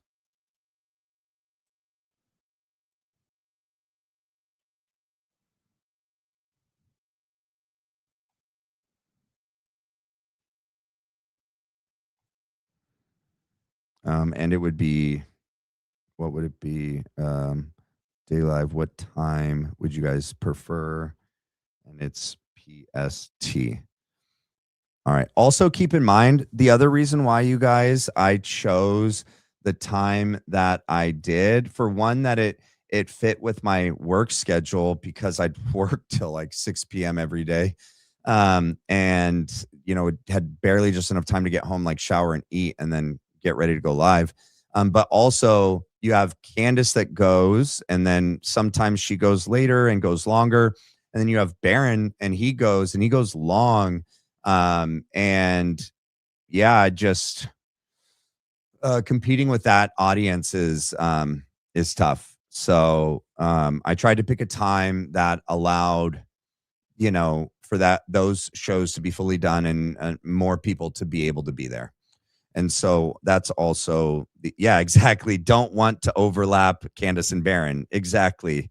Battle button activated. That was the other reason, because I used to go when my schedule was different and I got off earlier.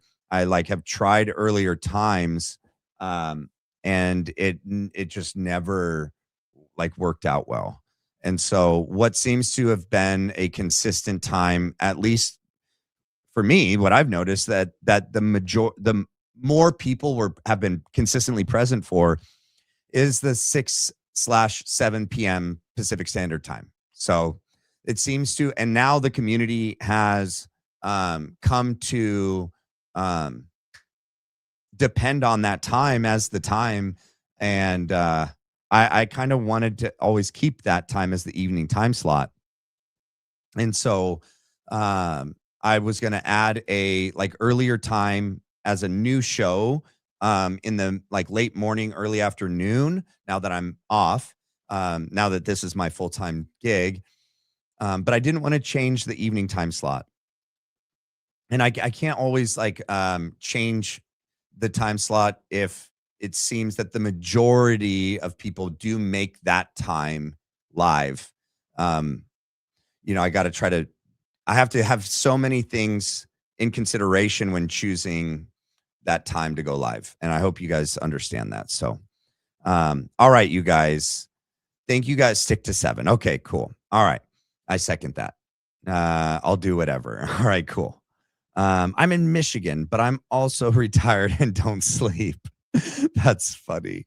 Okay. I like for it to be later too, because the other main shows are done and I'm off work and can be here. Okay, cool. All right. All right. So, I guess I should have asked Matt, can you do a morning show earlier?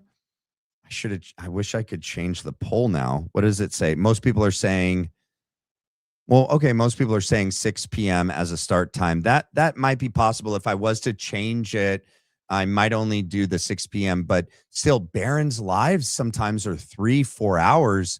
And even when I go live at 7, sometimes he's still live. And he has like 20 to 30,000 people watching him live, like all the way through, at least at the ones that I've seen, all the way through the super chats is still like 17,000 people. So, I mean, and so much of our communities cross-pollinate, you know, we all watch Candace and Baron. So I haven't been able to watch Baron as much live. I watch him like later or the next day because I'm obviously preparing. I'm at work, then I'm preparing, and then I'm doing the show. So yeah, I'll do the poll tomorrow, you guys, because a lot of people had already signed off and we'd have to sit around and wait for the answers to the poll. I'll poll the audience tomorrow as to possible times for the morning/afternoon show that's going to be added on to the schedule for next week. All right. All right, you guys. Thank you guys so much for your support. Also, after the video post, can you guys do me a favor, please, and just write a comment, put an emoji in there, and hype it for free if you have hype points available. You're only given 3 per week, so I understand if you've used them on other shows. No worries. But yeah, like, subscribe, write a comment, hype the video if you're able to, and I appreciate it if you do. I love you guys. God bless you guys. I'll see you guys tomorrow. Matthew Tuzzarone confirmed tomorrow. Let's do 6 p.m. tomorrow night, 6 p.m. Specific. I'm getting tired. Pacific Standard Time tomorrow, 6 p.m. Matthew Cicerone and me alone, just the two of us. It's going to be great. See you there. God bless you guys. Love you guys. Bye.